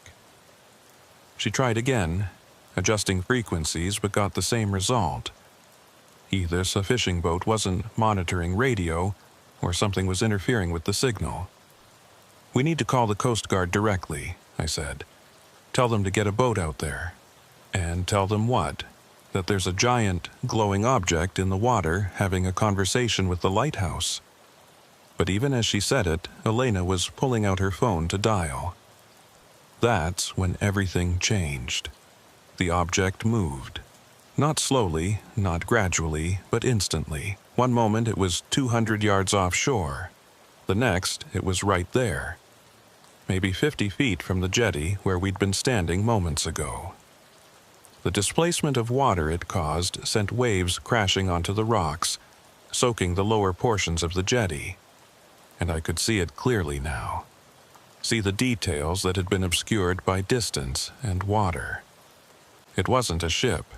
It wasn't a submarine. It was something else entirely. The surface was smooth, almost mirror-like, but covered in those pulsing lights. The shape was difficult to focus on, like my eyes kept sliding off it, refusing to fully comprehend its geometry. But the worst part wasn't what I could see. It was what I could feel, a presence, an awareness. Something was inside that object, and it was paying attention to us, looking at us, studying us. Elena's phone slipped from her hand, clattering on the pavement. "It's in my head," she whispered. "Grant, it's in my head." I felt it too, a pressure, gentle but insistent, like someone trying to open a door I hadn't known existed. Not painful, but deeply wrong, like something was brushing against my thoughts, my memories, trying to understand what I was. "Don't resist it," Elena said, and I realized she was crying. "Just let it see. It won't hurt us. It just wants to understand." "How do you know that?" "Because it's telling me. Not in words, in feelings, concepts. It's trying to communicate." The pressure increased. I felt my resistance crumbling. And then, suddenly, I was seeing things that weren't there. No, that was wrong. I was seeing things that were there, but not with my eyes. I was seeing through something else's perception. The Earth from above. Not satellite view, but something different. Something that saw in spectrums I didn't have names for. I could see magnetic field lines like glowing rivers in the sky. Could see radio waves as cascading colors. Could see the lights of human civilization scattered across the dark side of the planet like bioluminescent algae in a vast ocean. And I could see other things too. Other objects like the one in the water near us. Dozens of them, hundreds. All along the coasts, all around the planet, hidden in the deeps and the darkness, watching and waiting and studying. The vision ended as abruptly as it began. I found myself on my knees in the parking lot, Elena beside me, both of us gasping for air like we'd been underwater. "Did you see?" she asked. "Did you see what it showed us?" Yeah, I saw." The object was still there, still pulsing with the light. But now I understood. It wasn't hostile. It was curious. It had been here for a long time, maybe decades, maybe longer, observing, learning about us, about our species, about our civilization. And the lighthouse had been its way of seeing, its eyes on the surface world. Somehow, whoever had built the lighthouse, or whoever had maintained it over the years, they'd been contributing to this observation without even knowing it. The regular pulse of light wasn't just a navigational aid. It was a synchronization signal, a way for the object to calibrate its observations of the electromagnetic spectrum. "We need to document this," Elena said, climbing shakily to her feet. "We need to record everything, every reading, every measurement, every second of video." "Elena, I don't think, no. Listen to me." She grabbed my shoulders, her eyes fierce. "Whatever this is, whatever they are, they're real, they're here, and we're the only ones who know. If we don't document this, if we don't gather evidence, no one will believe us. It'll just be another crazy story about lights in the water." She was right. I knew she was right. But every instinct I had was screaming at me to run, to get as far away from this thing as possible. The lighthouse flared again. The object responded. And this time, I understood the pattern. It wasn't random, it was a count. The lighthouse would flash 3 times, the object would pulse 3 times in response. 3. It was significant to them somehow. 3 seconds of light, 3 seconds of darkness, 3 pulses of response. "The magnetometer," Elena said suddenly. "I left it on the jetty. I need to get it. The data it recorded could be—" "Are you insane? You're not going back out there. That data is the most important evidence we have. Without it, all we have is video that could be faked, testimony that could be dismissed. I need those readings." Before I could stop her, she was running back toward the jetty. I cursed and followed, my flashlight cutting through the darkness. The object was still there, still pulsing, but it hadn't moved closer. If anything, it seemed to have pulled back slightly, giving us space. Elena reached the equipment we'd abandoned. The magnetometer was still recording, its screen showing readings that were off any normal scale. She grabbed it, stuffing it into its case. "The hydrophone, too. It's probably got hours of audio data." I helped her gather the equipment, constantly glancing at the object in the water. It seemed to be watching us. I knew that was impossible, knew that my mind was anthropomorphizing something alien, but I couldn't shake the feeling of being observed. We were loading the last of the equipment when I heard it. At first I thought it was the wind, or maybe waves against the rocks, but it was too regular, too structured. It was a sound coming from the object, transmitted through the air and water simultaneously. And it was saying something, not in English, not in any language I recognized. But somehow, impossibly, I understood it. Not the words themselves, but the meaning behind them. The concept they were trying to convey. Wait, the same message I'd been told before, back in July when I'd first seen the lights. Wait, but now I understood what it meant. Wait, because they weren't ready yet. Wait, because the time wasn't right. Wait, because humanity wasn't prepared for what was coming. "Elena, we need to go. Right now." She heard something in my voice that made her not argue. We grabbed the equipment and ran back to the parking lot. As we reached our cars, the object began to submerge. The lights dimmed, the geometric patterns fading as it sank back into the water. Within 30 seconds it was gone, leaving only disturbed water and the memory of impossible things. The lighthouse returned to its normal rhythm. 3 seconds on, 2 seconds off. Like nothing had happened. We sat in my truck, both of us shaking, trying to process what we'd experienced. Elena's equipment was piled in the back seat, hours of data that might prove we weren't crazy, might prove that what we'd seen was real. "The fishing boat," I said suddenly. "We need to check on them." Elena pulled out her phone, which was working again now that the object had left.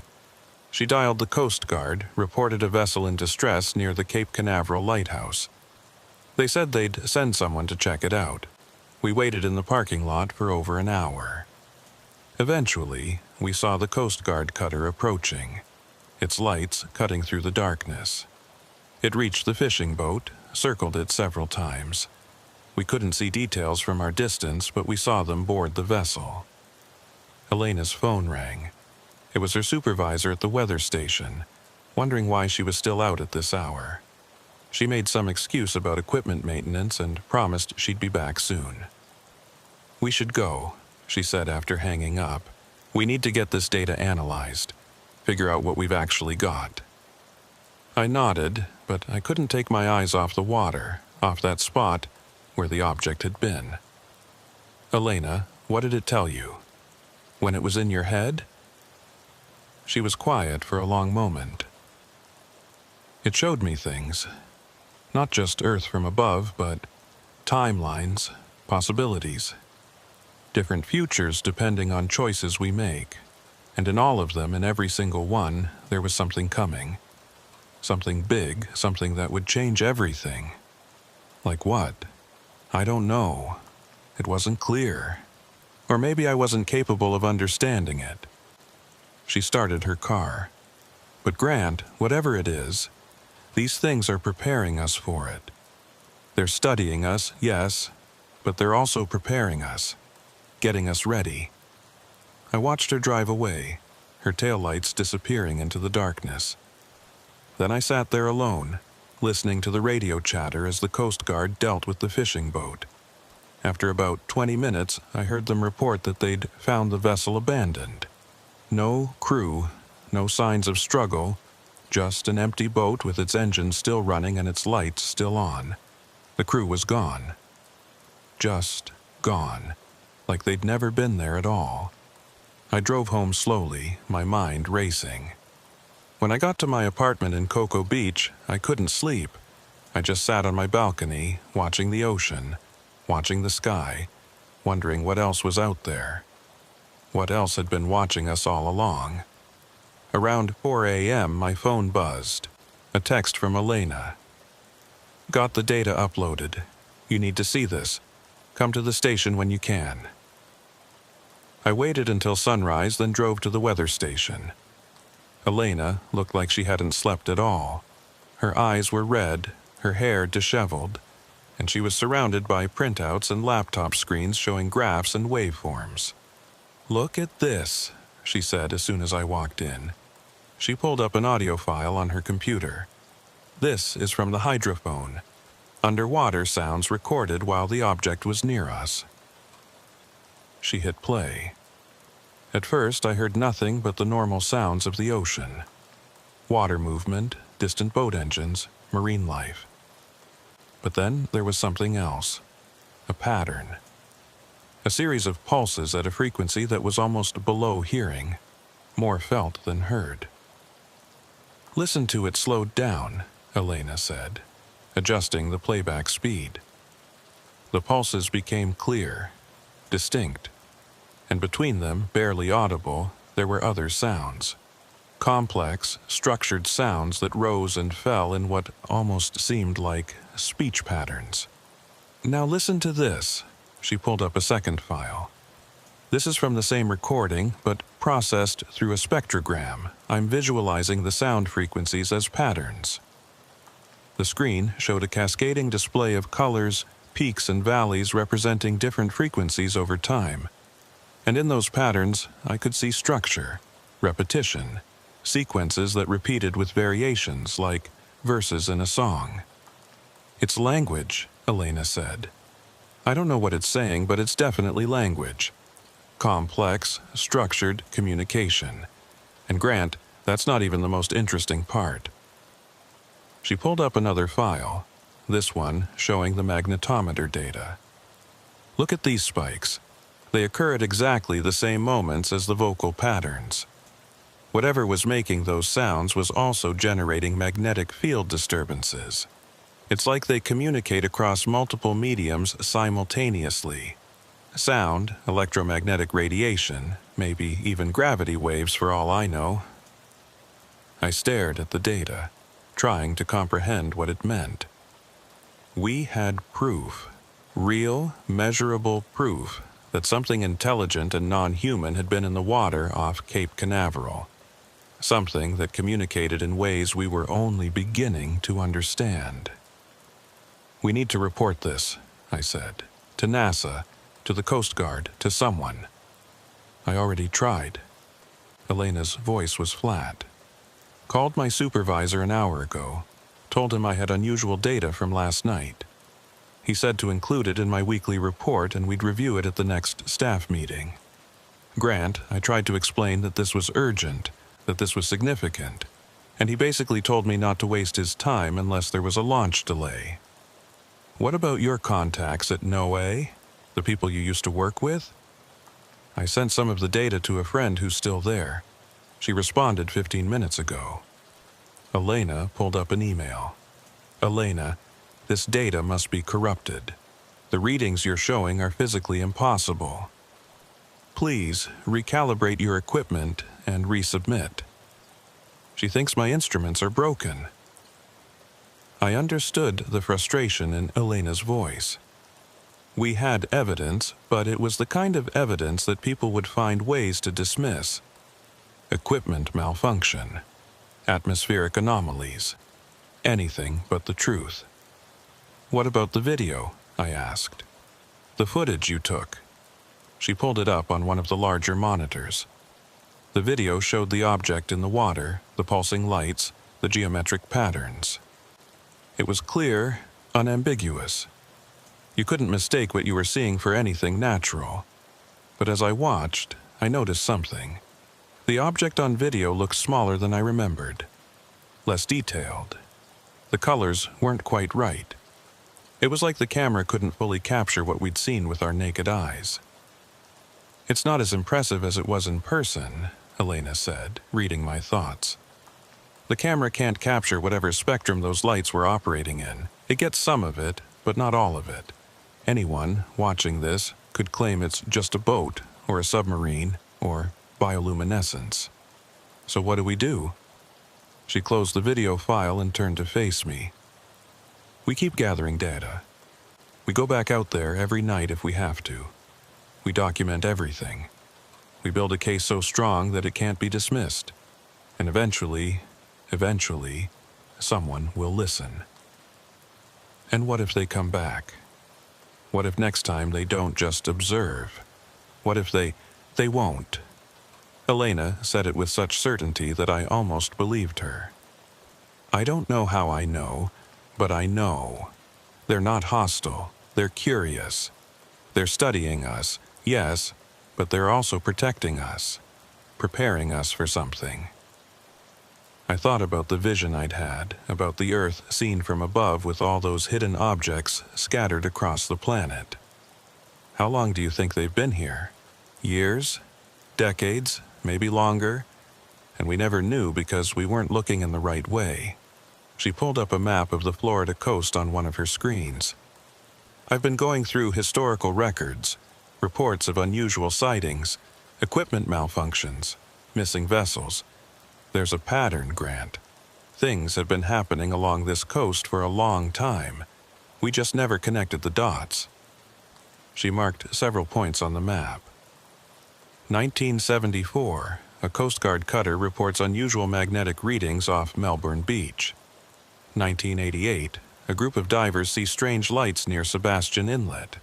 1996, multiple witnesses report a large object breaching the surface during a nighttime fishing tournament. 2003, an entire charter boat disappears without a trace near Canaveral National Seashore. The fishing boat last night, I said quietly. The one that was abandoned. You think they took the crew? I think they've been taking people for years. Not maliciously, not permanently, just borrowing them, studying them, maybe trying to communicate. Elena closed the map file. The crew from that boat will turn up in a few days or weeks. They'll be disoriented, won't remember what happened, probably have some missing time, just like dozens of other cases I've found in the records. It was too much, too big. I felt like I was drowning in implications and possibilities. Why us? I asked. Why did they show themselves to us? Maybe because we were paying attention. Maybe because we have access to the right equipment to document what we saw. Or maybe, she paused, maybe because they wanted us to know. Maybe it's time for humanity to understand that we're not alone. Over the next week, we developed a routine. Elena would monitor the electromagnetic readings from the weather station, looking for anomalies. I would watch the lighthouse from the facility where I worked, noting any unusual behavior.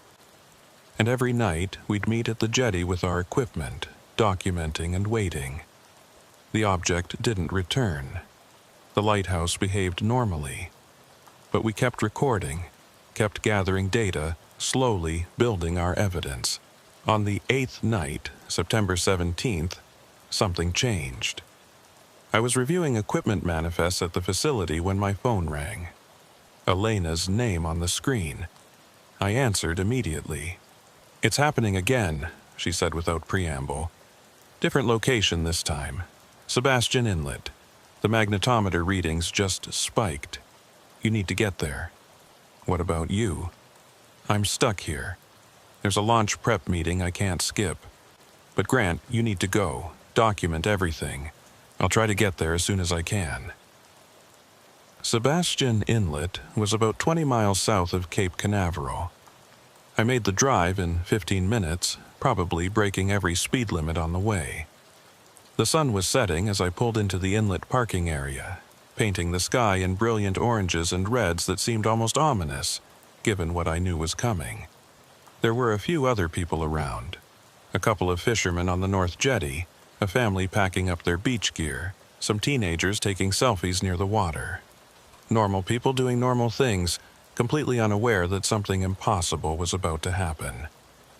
I grabbed my equipment from the truck and headed out onto the rocks. The fishermen gave me curious looks but didn't say anything. I set up the magnetometer and camera, trying to look like I was just doing some kind of scientific study. The sun dropped below the horizon. Twilight settled over the water. The fishermen packed up their gear and left. The family drove away. Soon it was just me and the teenagers, who were now sitting on the beach sharing something from a flask. I waited. The magnetometer readings climbed steadily. Something was definitely happening. Something was approaching. I pulled out my phone to call Elena, but before I could dial, I felt it. That pressure in my head, that sense of presence. They were here. I looked out at the water. The inlet connected the Indian River to the Atlantic, creating a channel about a quarter-mile wide. The water was choppy, disturbed by the incoming tide. Nothing looked unusual. Then I saw it. Not in the water, in the sky. A light high up, moving in ways that nothing natural or human-made should move. It would hover motionless, then streak across the sky at impossible speeds, then stop again. And it was descending, coming lower, heading toward the inlet. The teenagers saw it too. I heard one of them say, "Whoa, dude, look at that." They pulled out their phones, started recording. The light dropped to maybe 500 feet above the water. From this distance I could see it more clearly. Not a sphere like I'd seen before, but something different. More elongated, cylindrical. And it was glowing with that same impossible color that made my eyes hurt to look at directly. It hovered there for maybe 30 seconds. Then it did something I didn't expect. It spoke. Not with sound, not at first. With light.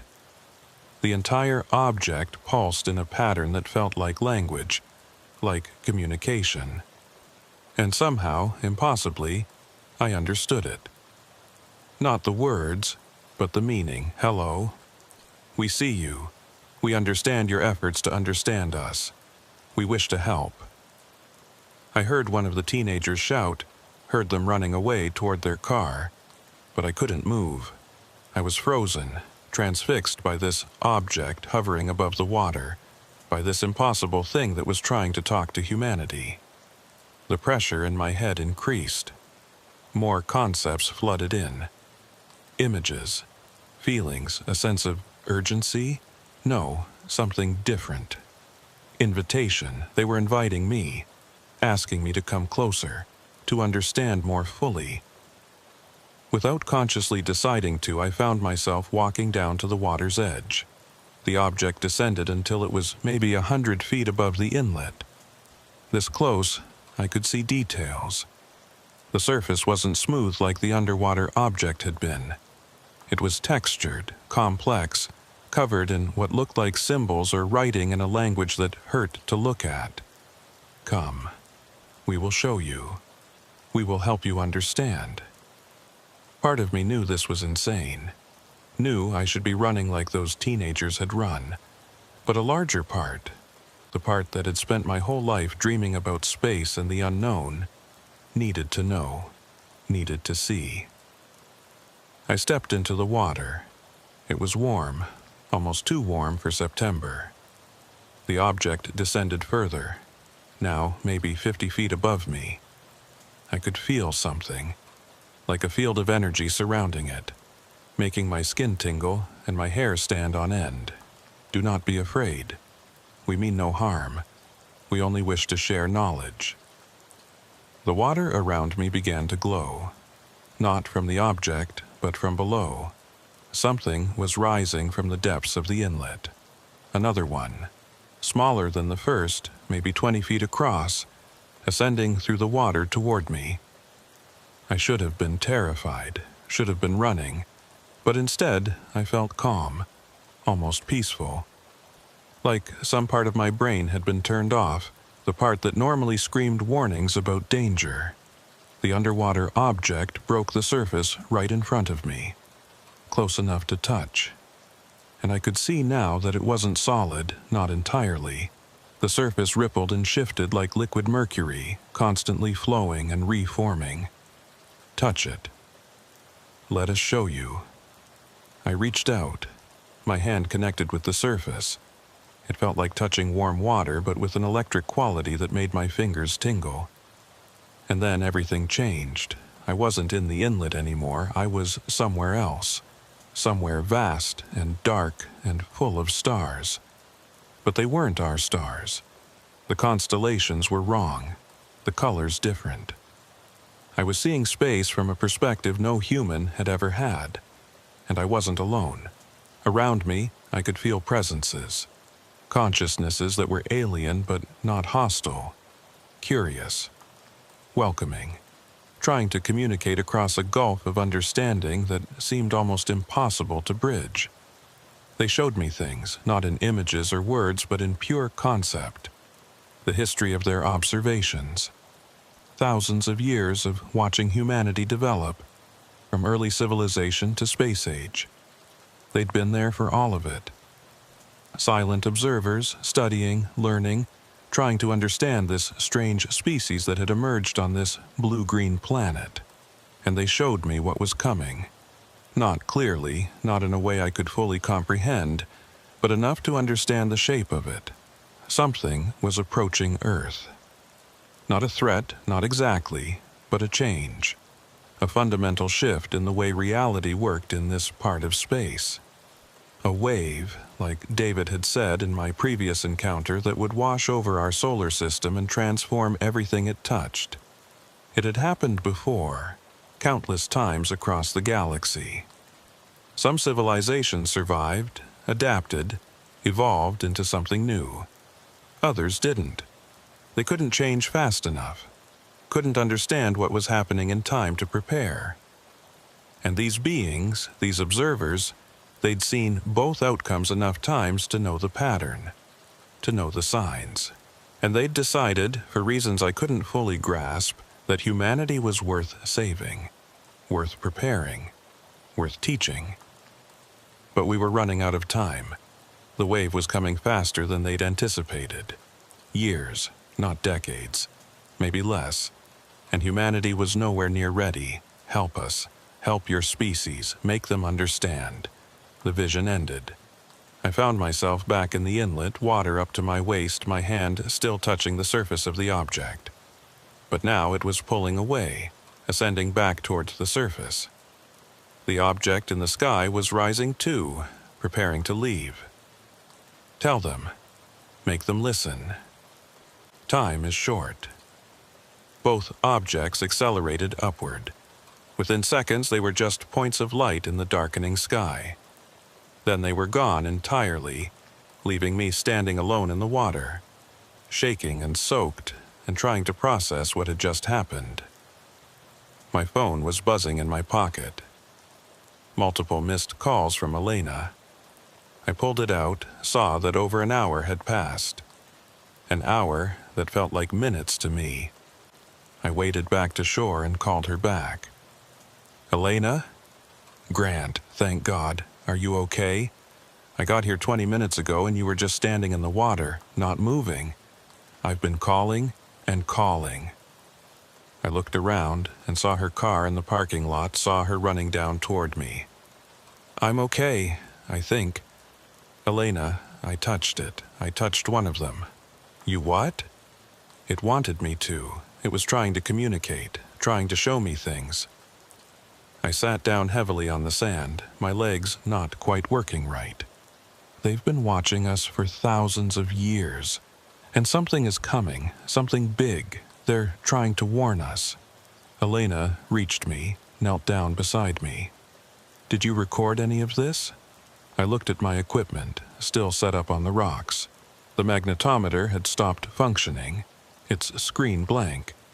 The camera was still running, but when Elena checked the footage, all it showed was me walking into the water and standing there. The objects didn't show up on the recording, like they were invisible to normal cameras. We have nothing, Elena said, her voice hollow. Another encounter, maybe the most significant one yet, and we have nothing to prove it happened. I remember it, every detail. I can describe exactly what they showed me. And who's going to believe that? Who's going to listen to someone describing an alien vision?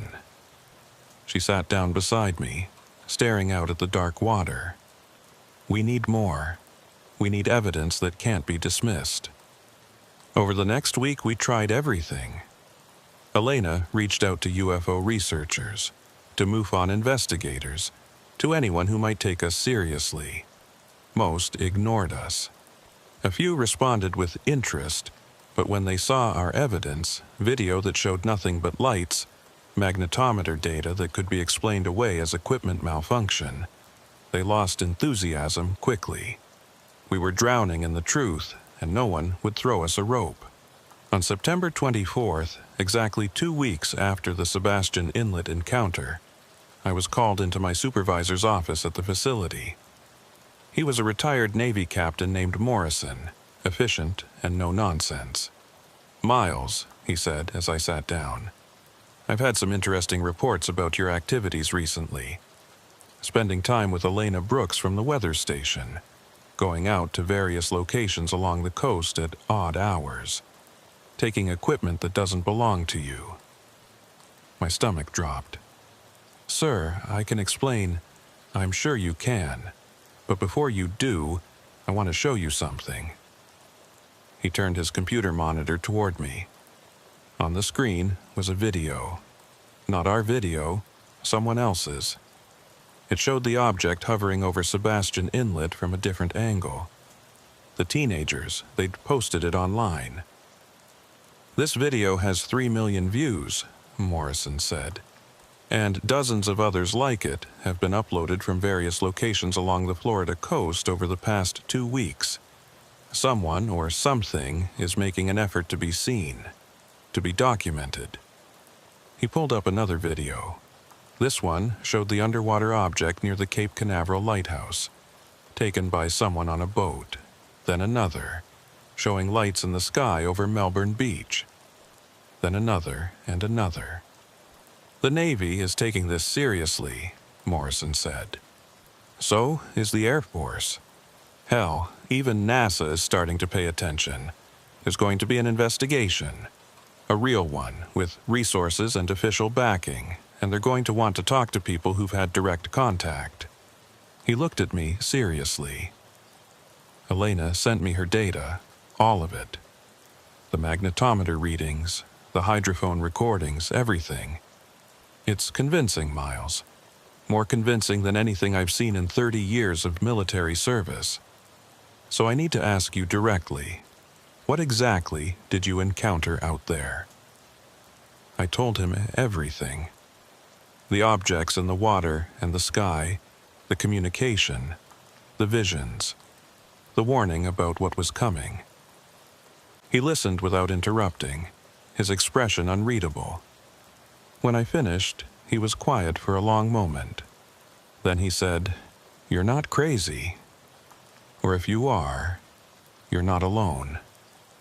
We've been getting reports like this for years, decades even, but always isolated, always easy to dismiss.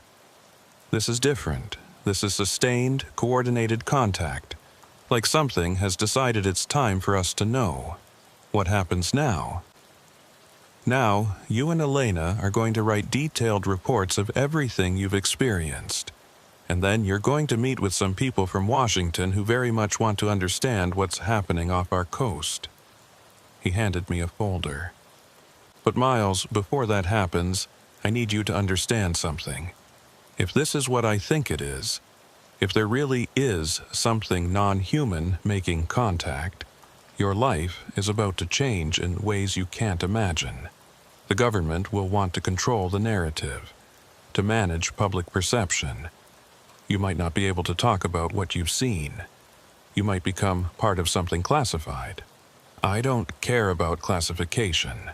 I care about the warning, about preparing for what's coming. Morrison nodded slowly.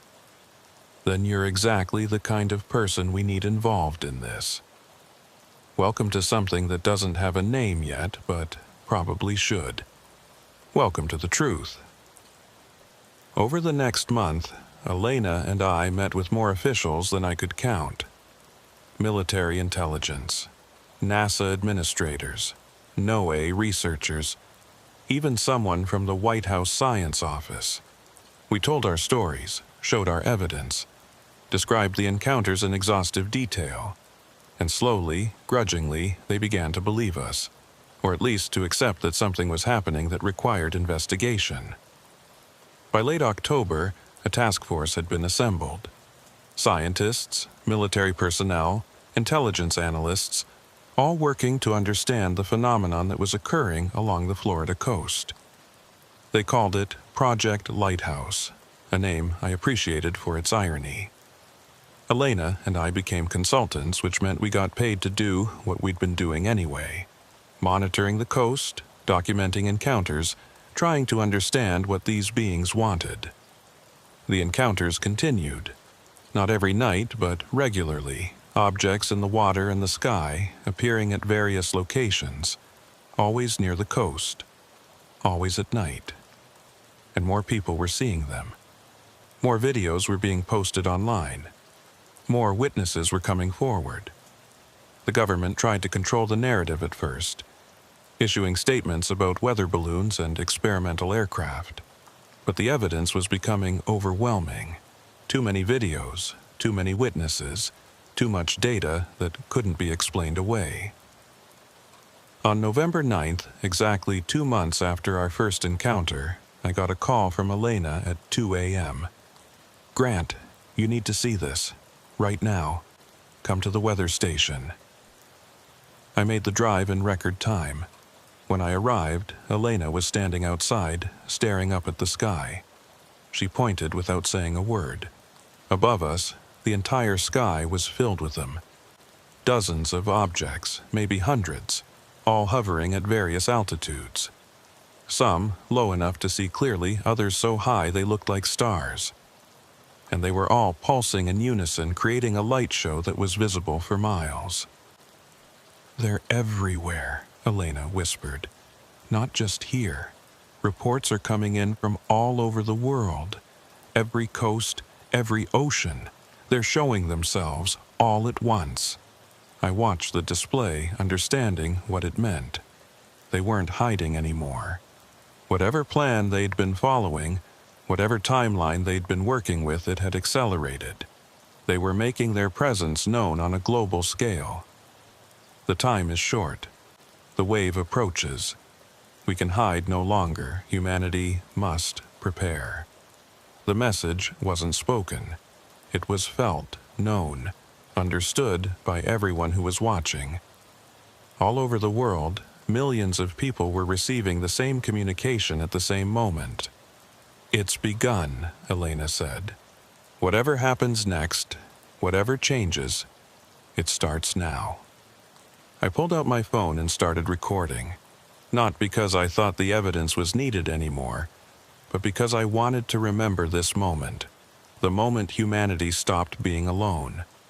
The moment we learned that we were part of something bigger, something stranger, something that would change us forever. The objects remained in the sky for 3 hours.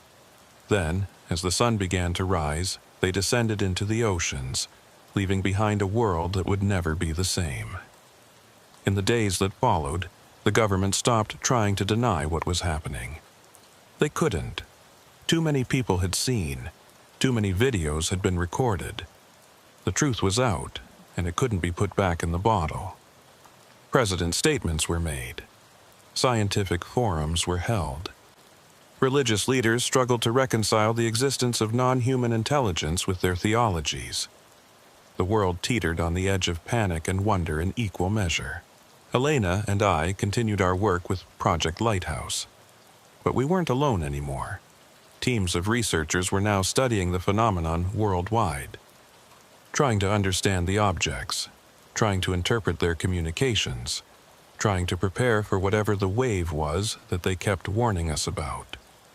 3 months after the global display, in February 2022, the first object surfaced during daylight. Not to hide, but to be seen. It rose from the water off San Diego, witnessed by thousands of people on the beaches.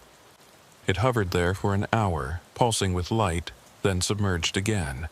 The message was clear. We are here. We are real. And you need to accept that. Acceptance came slowly, but it came. Humanity adapted, the way we always do when confronted with the impossible.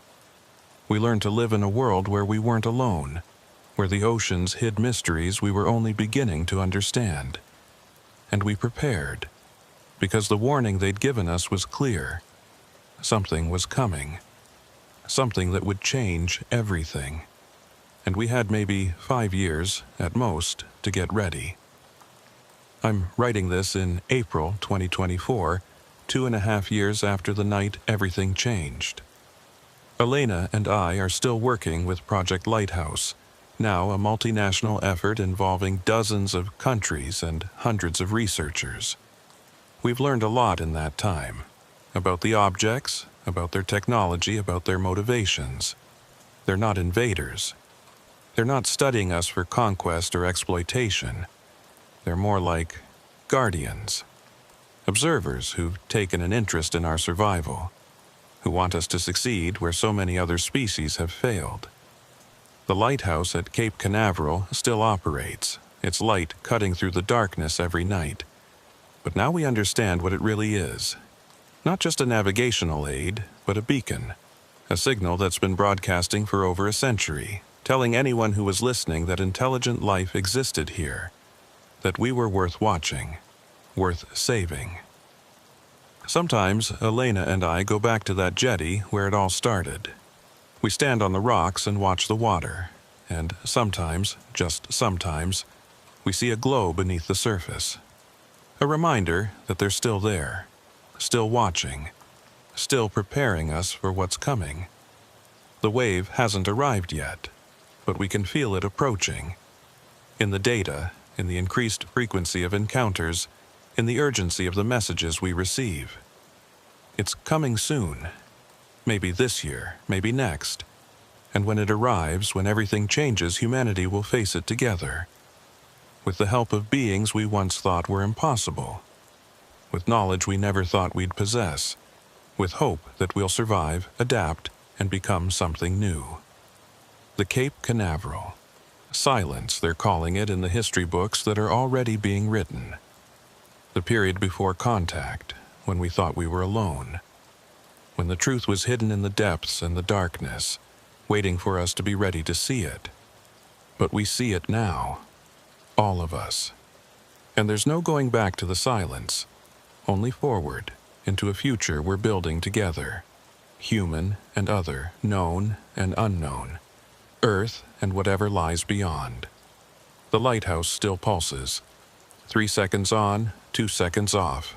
A heartbeat in the darkness. A promise that we're not alone, and never were. And somewhere in the deep, something answers.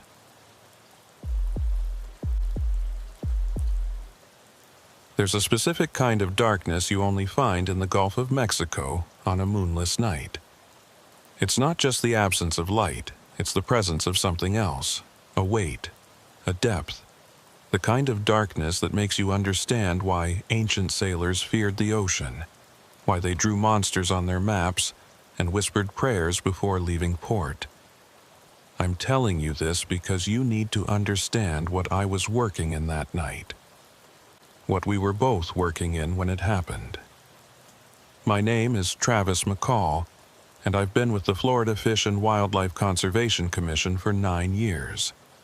Marine Patrol Officer, which is a fancy way of saying I spend most of my nights on a boat, making sure commercial fishermen aren't exceeding their catch limits, and that recreational boaters aren't doing anything stupid. It's not glamorous work, but it's honest, and I get to be on the water, which is all I've ever wanted since I was a kid growing up in Fort Myers. The night of October 12, 2023, I was running a standard patrol route about 15 miles off Naples. The forecast had been calling for severe weather all week, one of those late-season tropical systems that form in the Caribbean and drift north, bringing heavy rain and rough seas. But so far, the night had been calm. Too calm. That dead, humid stillness that comes before a major storm, when the air feels thick enough to swim through and every sound carries farther than it should. I'd been partnered with Jenna Ruiz for about 6 months. She was newer to Marine Patrol, transferred over from the Parks and Recreation Division. But she was sharp, quick to learn, good instincts, the kind of partner you want when you're 20 miles from shore in the middle of the night. She was running the spotlight that evening, scanning the water for any vessels that might be running without proper lights.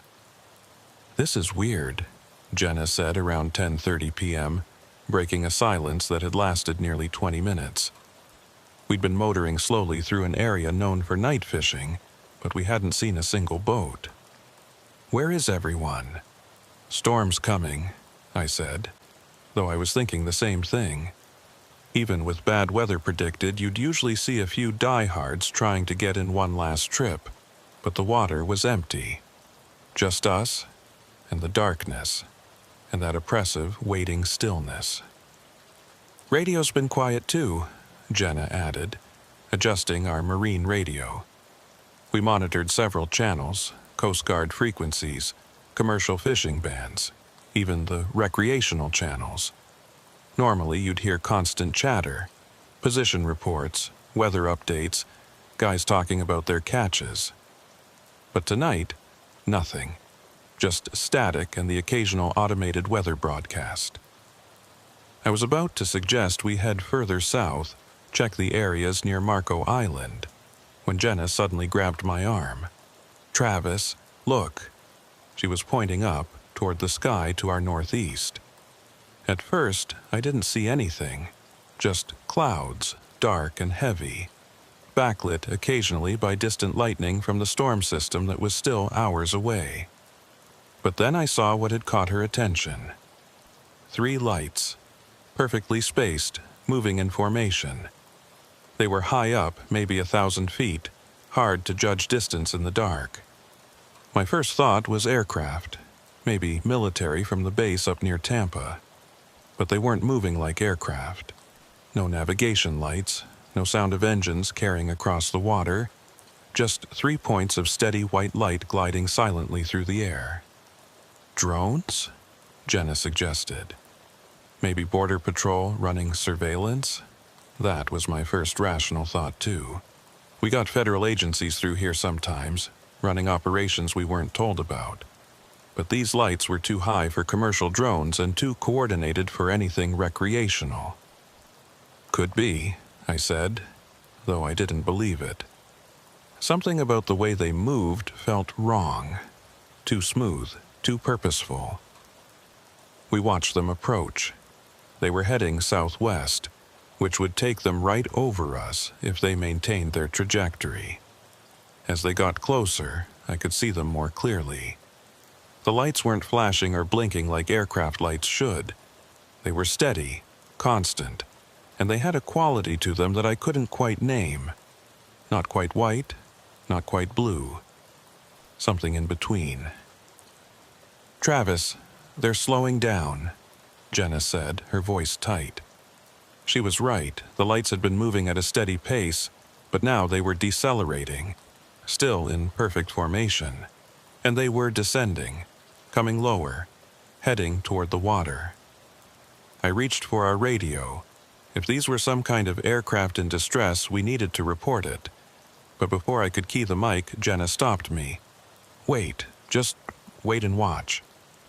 The lights continued their descent. 500 feet, 300.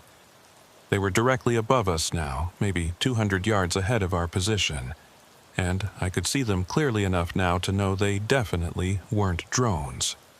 They weren't anything I recognized.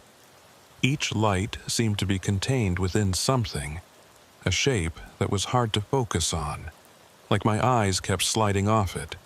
Not quite a sphere, not quite any geometric form I could name. And the light they emitted didn't behave right. It didn't cast reflections on the water, didn't create a glow in the air around them. It just existed. "What the hell are those?" Jenna whispered. I didn't answer, couldn't answer, because I was watching them do something that made every rational explanation evaporate from my mind. One by one, maintaining their perfect spacing, the lights descended into the water. Not crashing, not falling. They just slipped beneath the surface as smoothly as if the water wasn't there. As if they were moving through air instead of into the Gulf of Mexico. The first one disappeared. Then the second, then the third.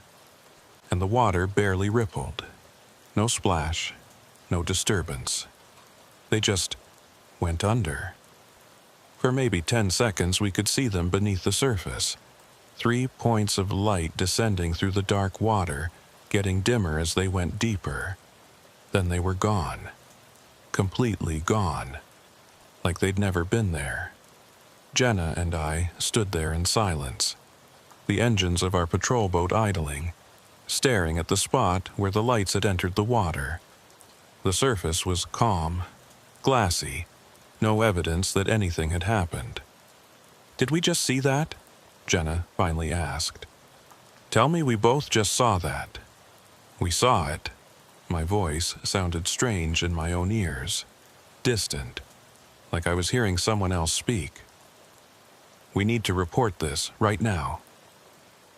She reached for the radio. I caught her hand. "Report what exactly?" "That we saw 3 unidentified lights descend into the water." "What do you think the Coast Guard is going to say?" "I don't care what they say. We saw something. Something that isn't supposed to be possible. We have to report it." She pulled free and grabbed the radio handset. "Coast Guard Sector St. Petersburg. This is FWC Patrol Vessel Alpha 72. We have an unusual sighting to report." Static, pure static. She tried again, switching to the emergency channel. Same result. She checked the radio, verified it was on and working. The power indicator was lit, the squelch was properly adjusted. But no one was responding. "Maybe the storm's interfering," I suggested, though I knew that didn't make sense. The storm was still far enough away that we should have been getting clear signals. Jenna tried our cell phones. No service. Not unusual this far offshore, but both our phones usually got at least 1 bar in this area. Now, nothing. "This is wrong," she said, and I could hear the fear creeping into her voice. "Everything about this is wrong. We need to head back to port." I wanted to agree. Every instinct was telling me to turn the boat around and get back to land as fast as possible. But another part of me, the part that had spent 9 years patrolling these waters, needed to investigate, needed to understand what we'd just seen. "Let me check something first," I said, moving to our fish finder. It was a high-end unit, could scan down to about 1,000 feet. I turned up the gain, adjusting the settings to maximum sensitivity. The display lit up, showing the bottom about 300 feet below us. normal topography for this area. Sandy bottom with occasional limestone outcroppings. But as I watched, something appeared on the screen. 3 contacts descending through the water column. They were deep now, maybe 500 feet, moving straight down in that same perfect formation. "Jenna, look at this." She came to look at the display. We watched those 3 contacts continue their descent. 600 feet, 700. They were going deep, deeper than made any sense, and they were moving fast, much faster than anything with mass should be able to descend through water. At about 900 feet, they stopped, just held position, like they were hovering. The fish finder showed them as solid returns, definitely physical objects, not just interference or artifacts. They sat there at 900 feet for maybe 30 seconds. Then they started moving, but not descending anymore. Moving horizontally, spreading out, creating a triangular formation about 200 yards on each side. "What are they doing?" Jenna asked. I had no idea, but watching them move with such precision, such purpose, I felt something cold settle in my stomach. These weren't natural objects. These weren't fish or whales or any marine life. And they definitely weren't anything human-made that I knew of. The objects held their triangular formation for about a minute. Then, one by one, they began ascending, coming back up, coming toward us. "Travis, they're coming back up," Jenna said, stating the obvious because neither of us knew what else to say. I watched the fish finder display. The objects were rising fast, too fast. 800 feet, 700, 600. At this rate, they'd break the surface in less than a minute. "We should move," I said, reaching for the throttle. "We shouldn't be here when they surface." But before I could put the boat in gear, everything went dark. Not just dark. Every electronic device on the boat died simultaneously. The fish finder, the GPS, the radio, the running lights, even the instrument panel. Everything. The only light came from distant lightning, still too far away to hear the thunder. And then I heard it. A sound, low, deep, resonant. It was coming from below, from the water itself. A hum that I felt more than heard, that made my chest vibrate and my teeth ache. It was getting louder, getting closer. Jenna grabbed my arm, her fingers digging in hard enough to hurt.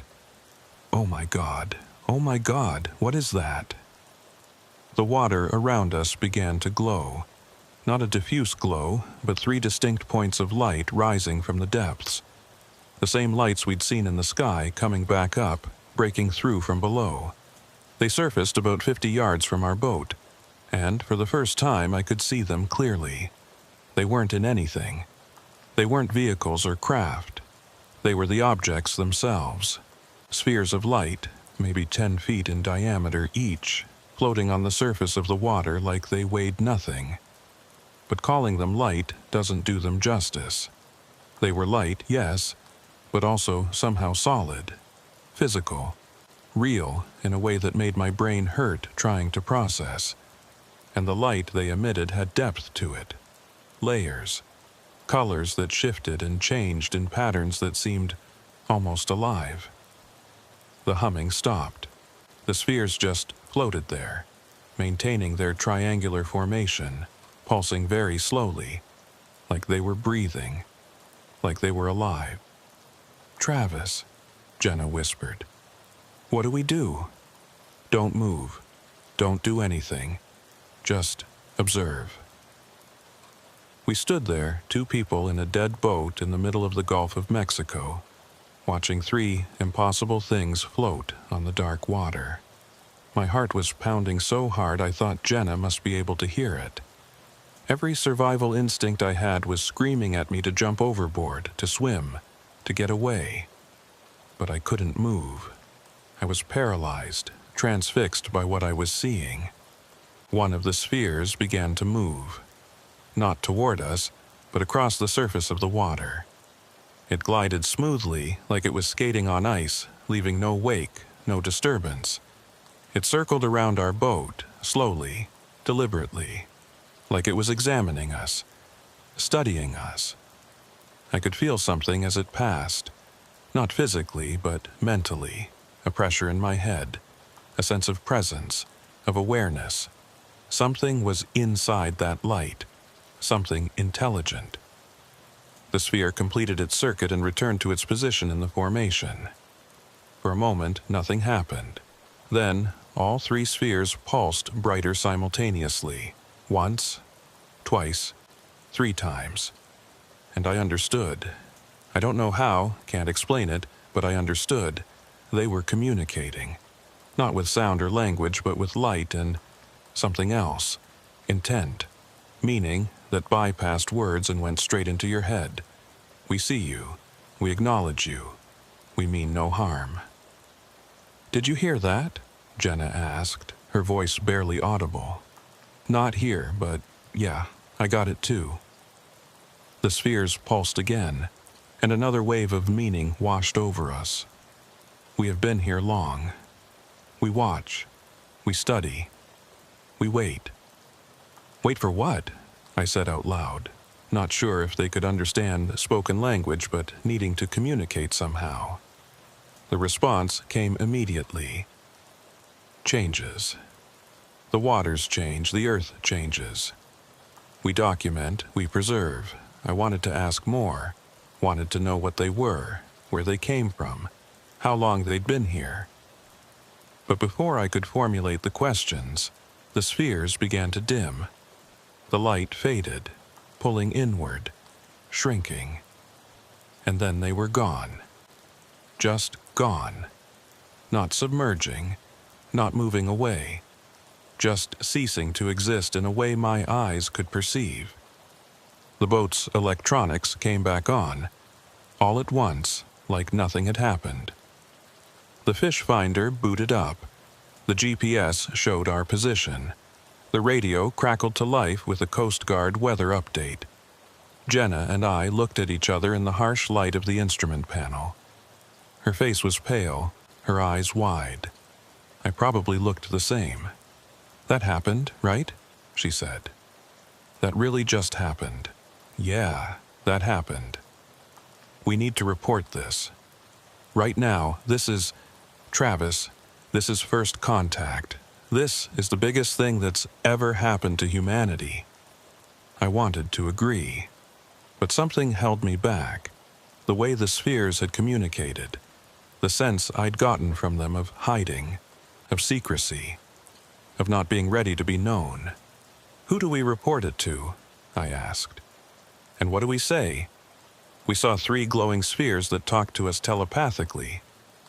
"We tell the truth. We file an official incident report. We contact the Coast Guard, maybe NASA, maybe..." "And then what?" I interrupted. "Best case, they don't believe us. Worst case, they do believe us. And our lives are never the same.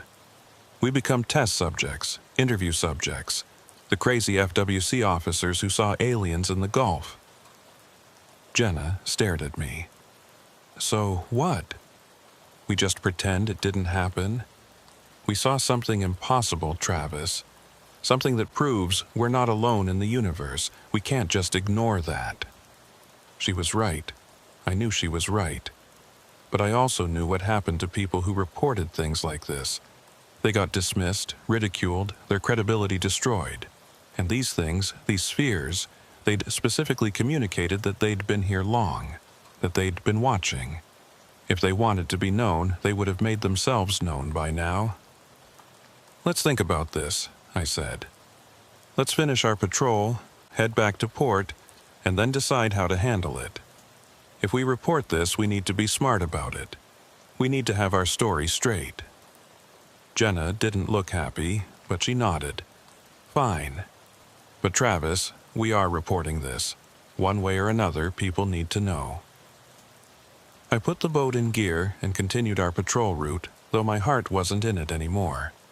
How could it be? How could anything matter after what we'd just seen? Every assumption I'd had about reality, about what was possible, had just been shattered. We patrolled for another hour, though neither of us spoke much. We both kept scanning the sky and the water, expecting to see the lights return. But there was nothing. Just the normal darkness of the Gulf at night and the distant flashes of the approaching storm.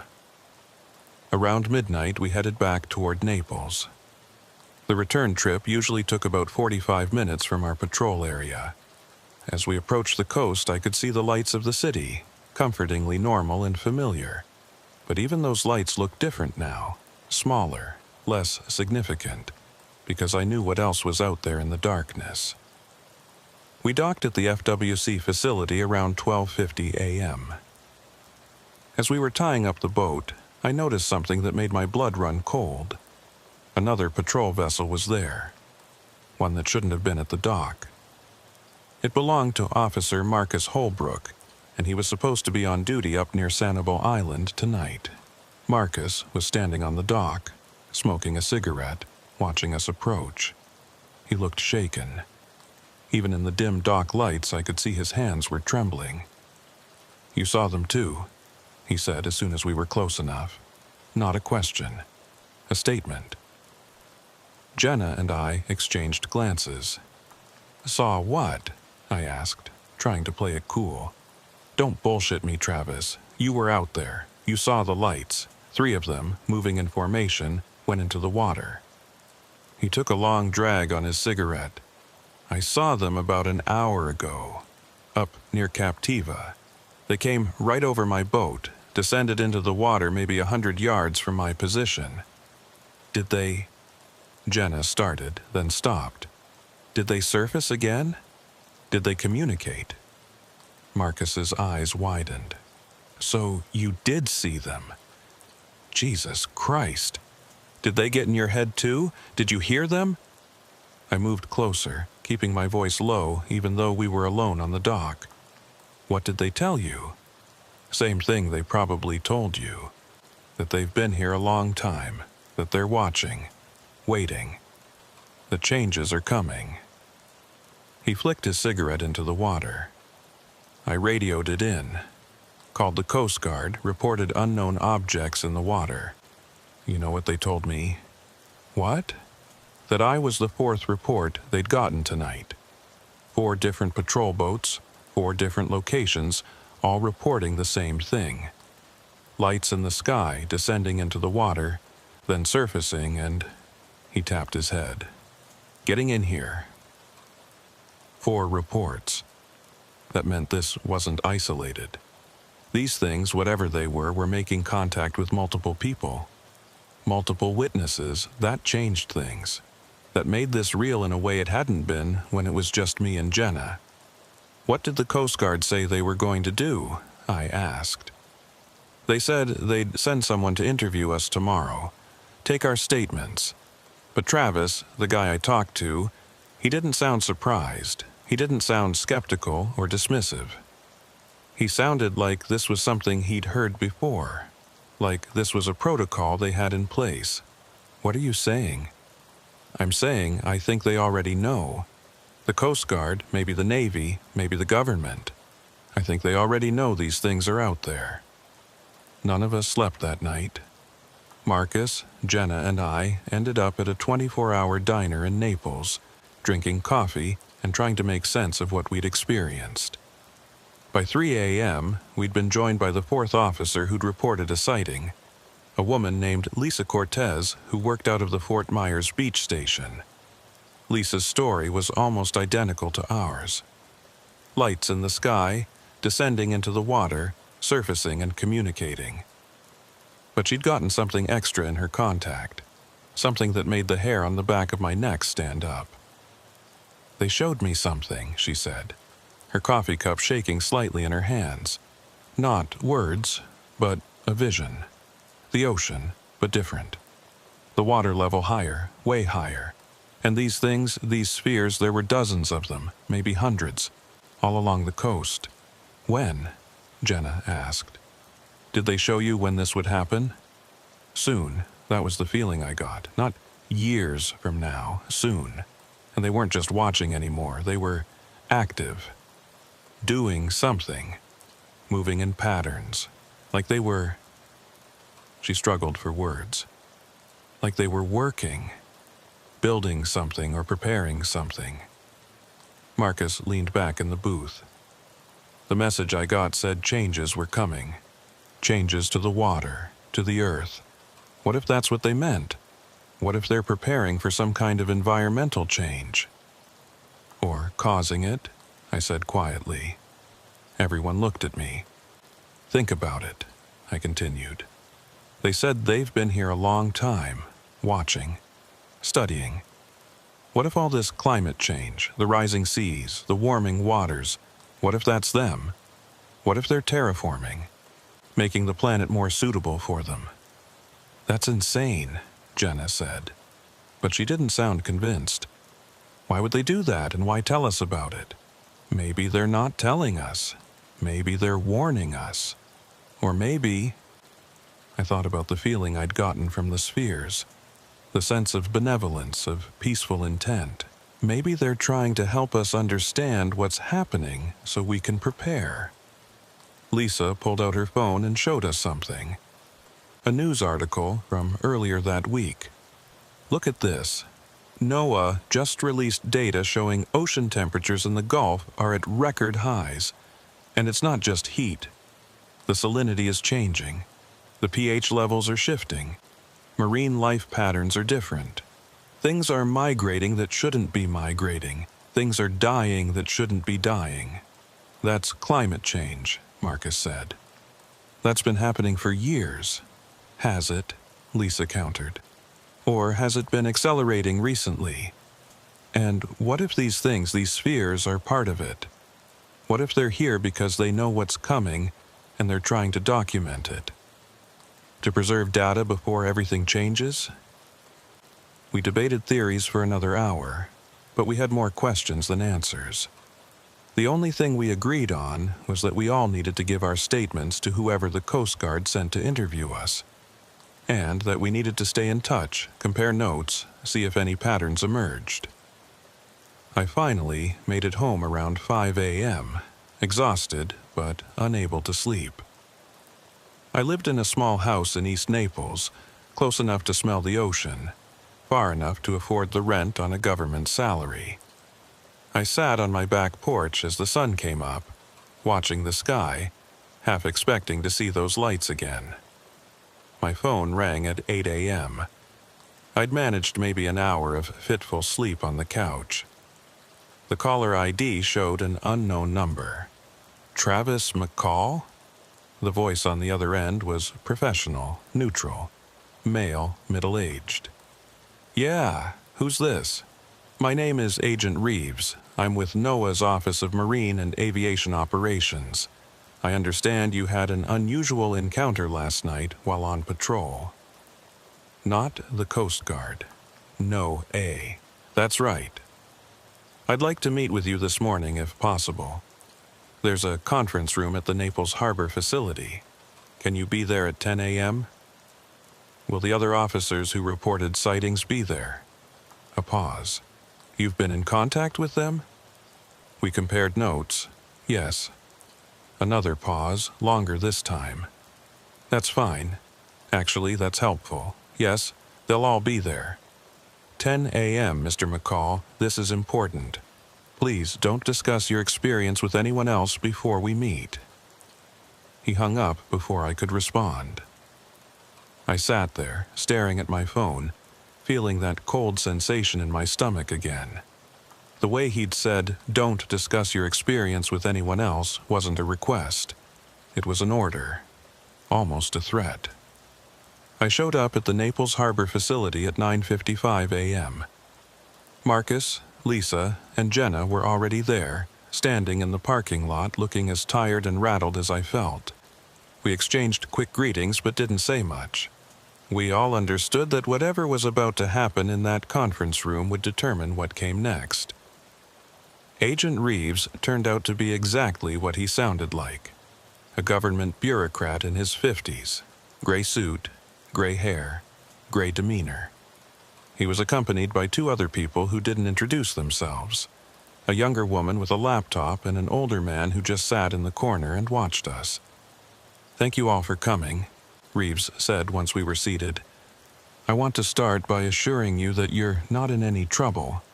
You did the right thing by reporting what you saw. We take all marine safety incidents seriously."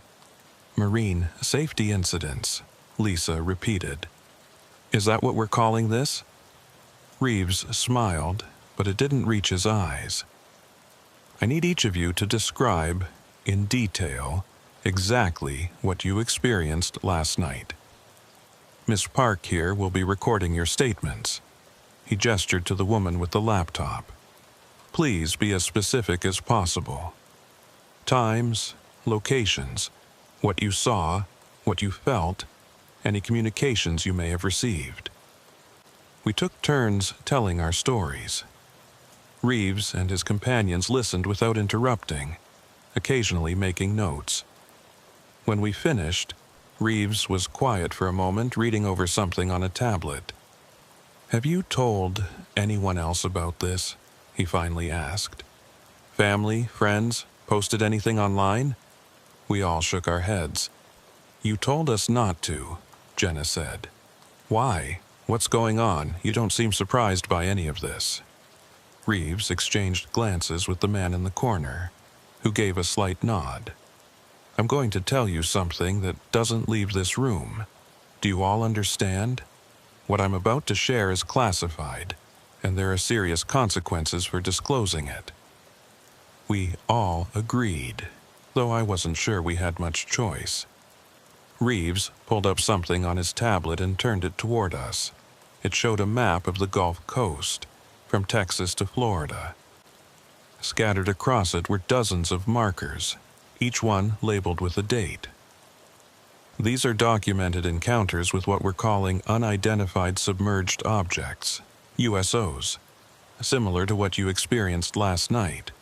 These reports go back decades, but they've been increasing in frequency over the past 5 years, and over the past 6 months that frequency has accelerated dramatically."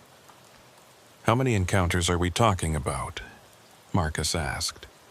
"In the past 6 months, 47 documented cases, probably twice that many that went unreported." Reeves zoomed in on the southwest Florida coast. "And they're clustered. Most of them happen within a 50-mile radius of where you all had your experiences. Why here?" I asked. "What's so special about this area?" "We don't know, but we have theories." He pulled up another image, this one showing underwater topography. "This area of the Gulf has several unique features. The continental shelf drops off sharply about 30 miles offshore. There are underwater caves and sinkholes that connect to the aquifer system beneath Florida. And there's a particularly deep trench, about 800 feet down, that runs parallel to the coast." "You think they're living down there?" Jenna asked. "In that trench?" "We think that's where they go when they're not making contact. We've detected unusual sonar signatures in that area, electromagnetic anomalies, temperature variations that don't match known patterns." Reeves closed the image. "But here's what concerns us most. The encounters are changing. For decades, these things seemed content to just observe, stay hidden. But now they're making contact, communicating, like they want us to know they're here." "Why now?" Lisa asked. "What changed?" The man in the corner finally spoke. His voice was gravelly, authoritative. "What changed is they're running out of time. We're running out of time. The message you all received about change is coming?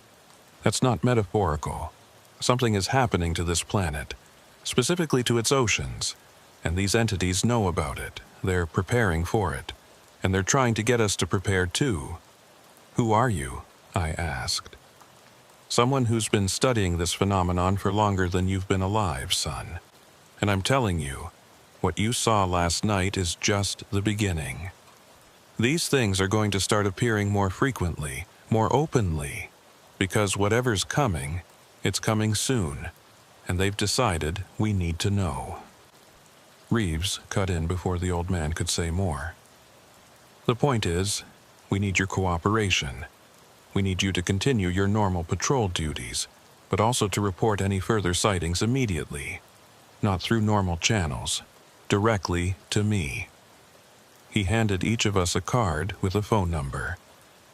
Call this number if you see anything, day or night, and we need you to not discuss this with anyone outside this room. Can you do that? We all agreed, though I could tell Jenna wasn't happy about it. As we were leaving, she pulled me aside. "This is wrong," she whispered. "They're covering this up, keeping it secret. People have a right to know what's happening." "Maybe," I said. "But maybe there's a reason for the secrecy. You heard what that old man said. If something big is coming, if there's some kind of environmental catastrophe on the horizon, maybe they're trying to avoid a panic, trying to figure out what to do before they tell the public. Or maybe they're just protecting their own interests, maintaining control." She looked back at the conference room door. "I don't trust them, Travis, and I don't think you should either." Over the next 2 weeks, life returned to something resembling normal. I went on my patrols, filed my reports, tried not to think too much about glowing spheres in the water. But I couldn't stop looking. Every night, scanning the sky and the sea, waiting for them to return. They didn't, at least not where I could see them. But there were more reports. Marcus texted me that he'd heard from another FWC officer who'd had a similar encounter near Sanibel.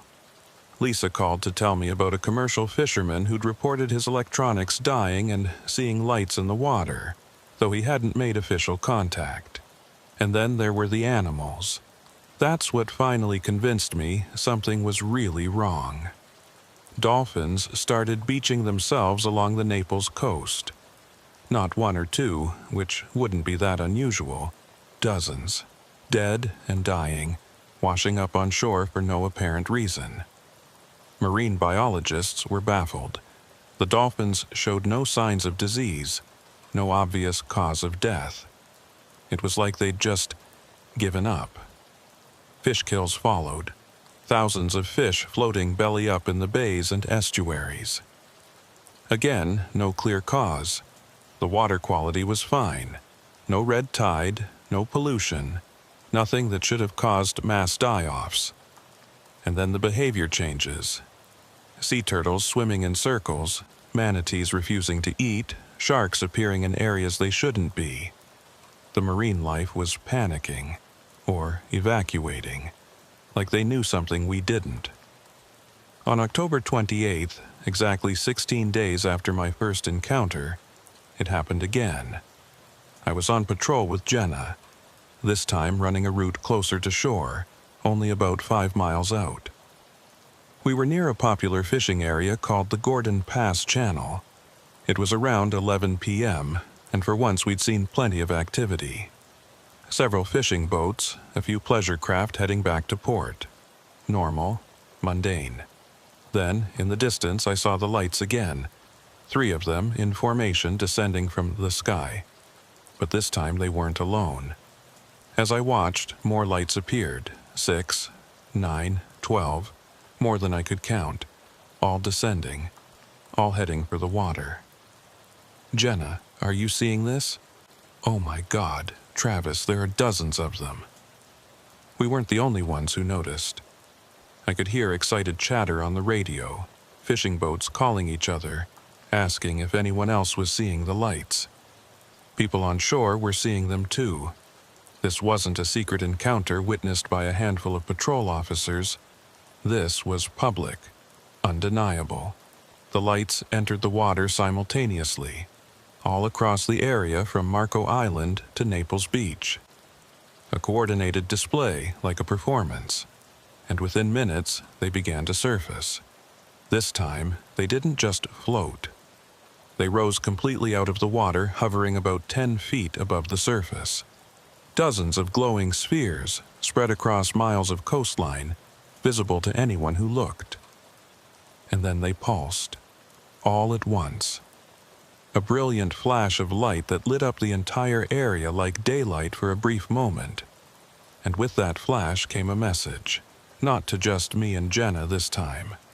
To everyone. Everyone within sight of the coast. Time grows short. The change accelerates, you must prepare. The water rises. The earth shifts. We can only watch. We can only warn. Survival is your choice. The spheres descended back into the water. One by one, they disappeared beneath the surface, until the night was dark again. But it was too late for secrecy now. Too late for cover-ups and classified briefings. Thousands of people had just seen the impossible, and they'd all received the same warning. My phone started ringing immediately. Agent Reeves. I let it go to voicemail. Jenna's phone was ringing too. We just looked at each other, both understanding that everything had changed. "It's over," I said. "Whatever they were trying to keep quiet, it's over now. Everyone knows." Jenna pulled out her own phone and started recording a video statement. Just her, talking to the camera, describing what she'd seen and experienced over the past 2 weeks. Everything. The spheres, the messages, the government meetings, all of it. "What are you doing?" I asked. "What I should have done from the beginning. I'm telling the truth." She looked at me. "You going to try to stop me?" I thought about it for maybe 2 seconds. Then I pulled out my phone and started recording my own statement. We uploaded the videos before we even made it back to port. Within hours, they'd been viewed millions of times. Other witnesses started coming forward. Videos from fishing boats, from people on the beach, from security cameras, all showing the same thing. The lights, the display, the message. The world learned in a single night that we weren't alone, that something had been living in our oceans, watching us, studying us, and that they were trying to warn us about something coming. The government tried to control the narrative at first. Official statements about atmospheric phenomena and mass hysteria, but there was too much evidence, too many witnesses. The truth was out, and it couldn't be put back. 3 days after the mass sighting, I got a call from a number I didn't recognize. When I answered, it was the old man from the conference room, the one who'd been studying the phenomenon for decades. "You did the right thing," he said. "Going public. They need to know, all of them, because what's coming, we're going to need everyone working together if we're going to survive it." "What is coming?" I asked. "What are these things trying to warn us about? Rising seas, shifting climate, changes to the ocean chemistry and temperature. But not natural changes, accelerated changes, like something is pushing the planet toward a tipping point." He paused. "We think they're trying to help, to give us time to adapt. But I don't know if we have enough time. I don't know if humanity can change fast enough. Why would they help us? What do they get out of it? Maybe they're just curious. Want to see if we'll survive, or maybe..." He laughed, but there was no humor in it. "Maybe they like us. Maybe they think we're worth saving. I hope they're right." I'm writing this 6 months after that mass sighting. The world has changed in ways I couldn't have imagined. The spheres appear regularly now, not hiding, making their presence known.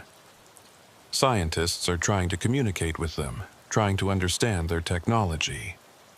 Governments are scrambling to prepare for the environmental changes they warned us about. And the changes are happening. Faster than any models predicted. Sea levels are rising. Weather patterns are shifting. The oceans are warming at an accelerating rate. It's like whatever timeline we thought we had just got cut in half. But we're adapting. We're preparing. Because we were warned. Because something decided we deserved a chance to survive. I still patrol the waters off Naples. Still see the spheres sometimes, glowing in the distance, watching. And sometimes, I feel that pressure in my head again. That sense of communication. And I get messages, updates, encouragement, like they're rooting for us. Jenna and I are part of a task force now, working with scientists and government officials to understand what we're facing. It's bigger than Florida, bigger than America. It's global. These things, these spheres, they're appearing in oceans all over the world. All of them with the same message. Prepare, change, adapt, survive. I don't know if we'll make it. I don't know if humanity can transform fast enough to survive what's coming. But we have a chance. A fighting chance. Because we were warned. And every night when I'm out on patrol, I look up at the stars and wonder. Wonder where they came from. Wonder how long they've been watching. Wonder if they've seen other species face this same test. And wonder if any of those species survived. The water off Naples looks the same as it always did. Dark, deep, full of mystery. But now I know what's down there in that darkness. And I know they're still watching, still waiting, still hoping we'll figure it out in time. The lights in the Gulf aren't a mystery anymore. They're a warning, and a promise that we're not alone in facing what comes next. I just hope we're ready when it arrives.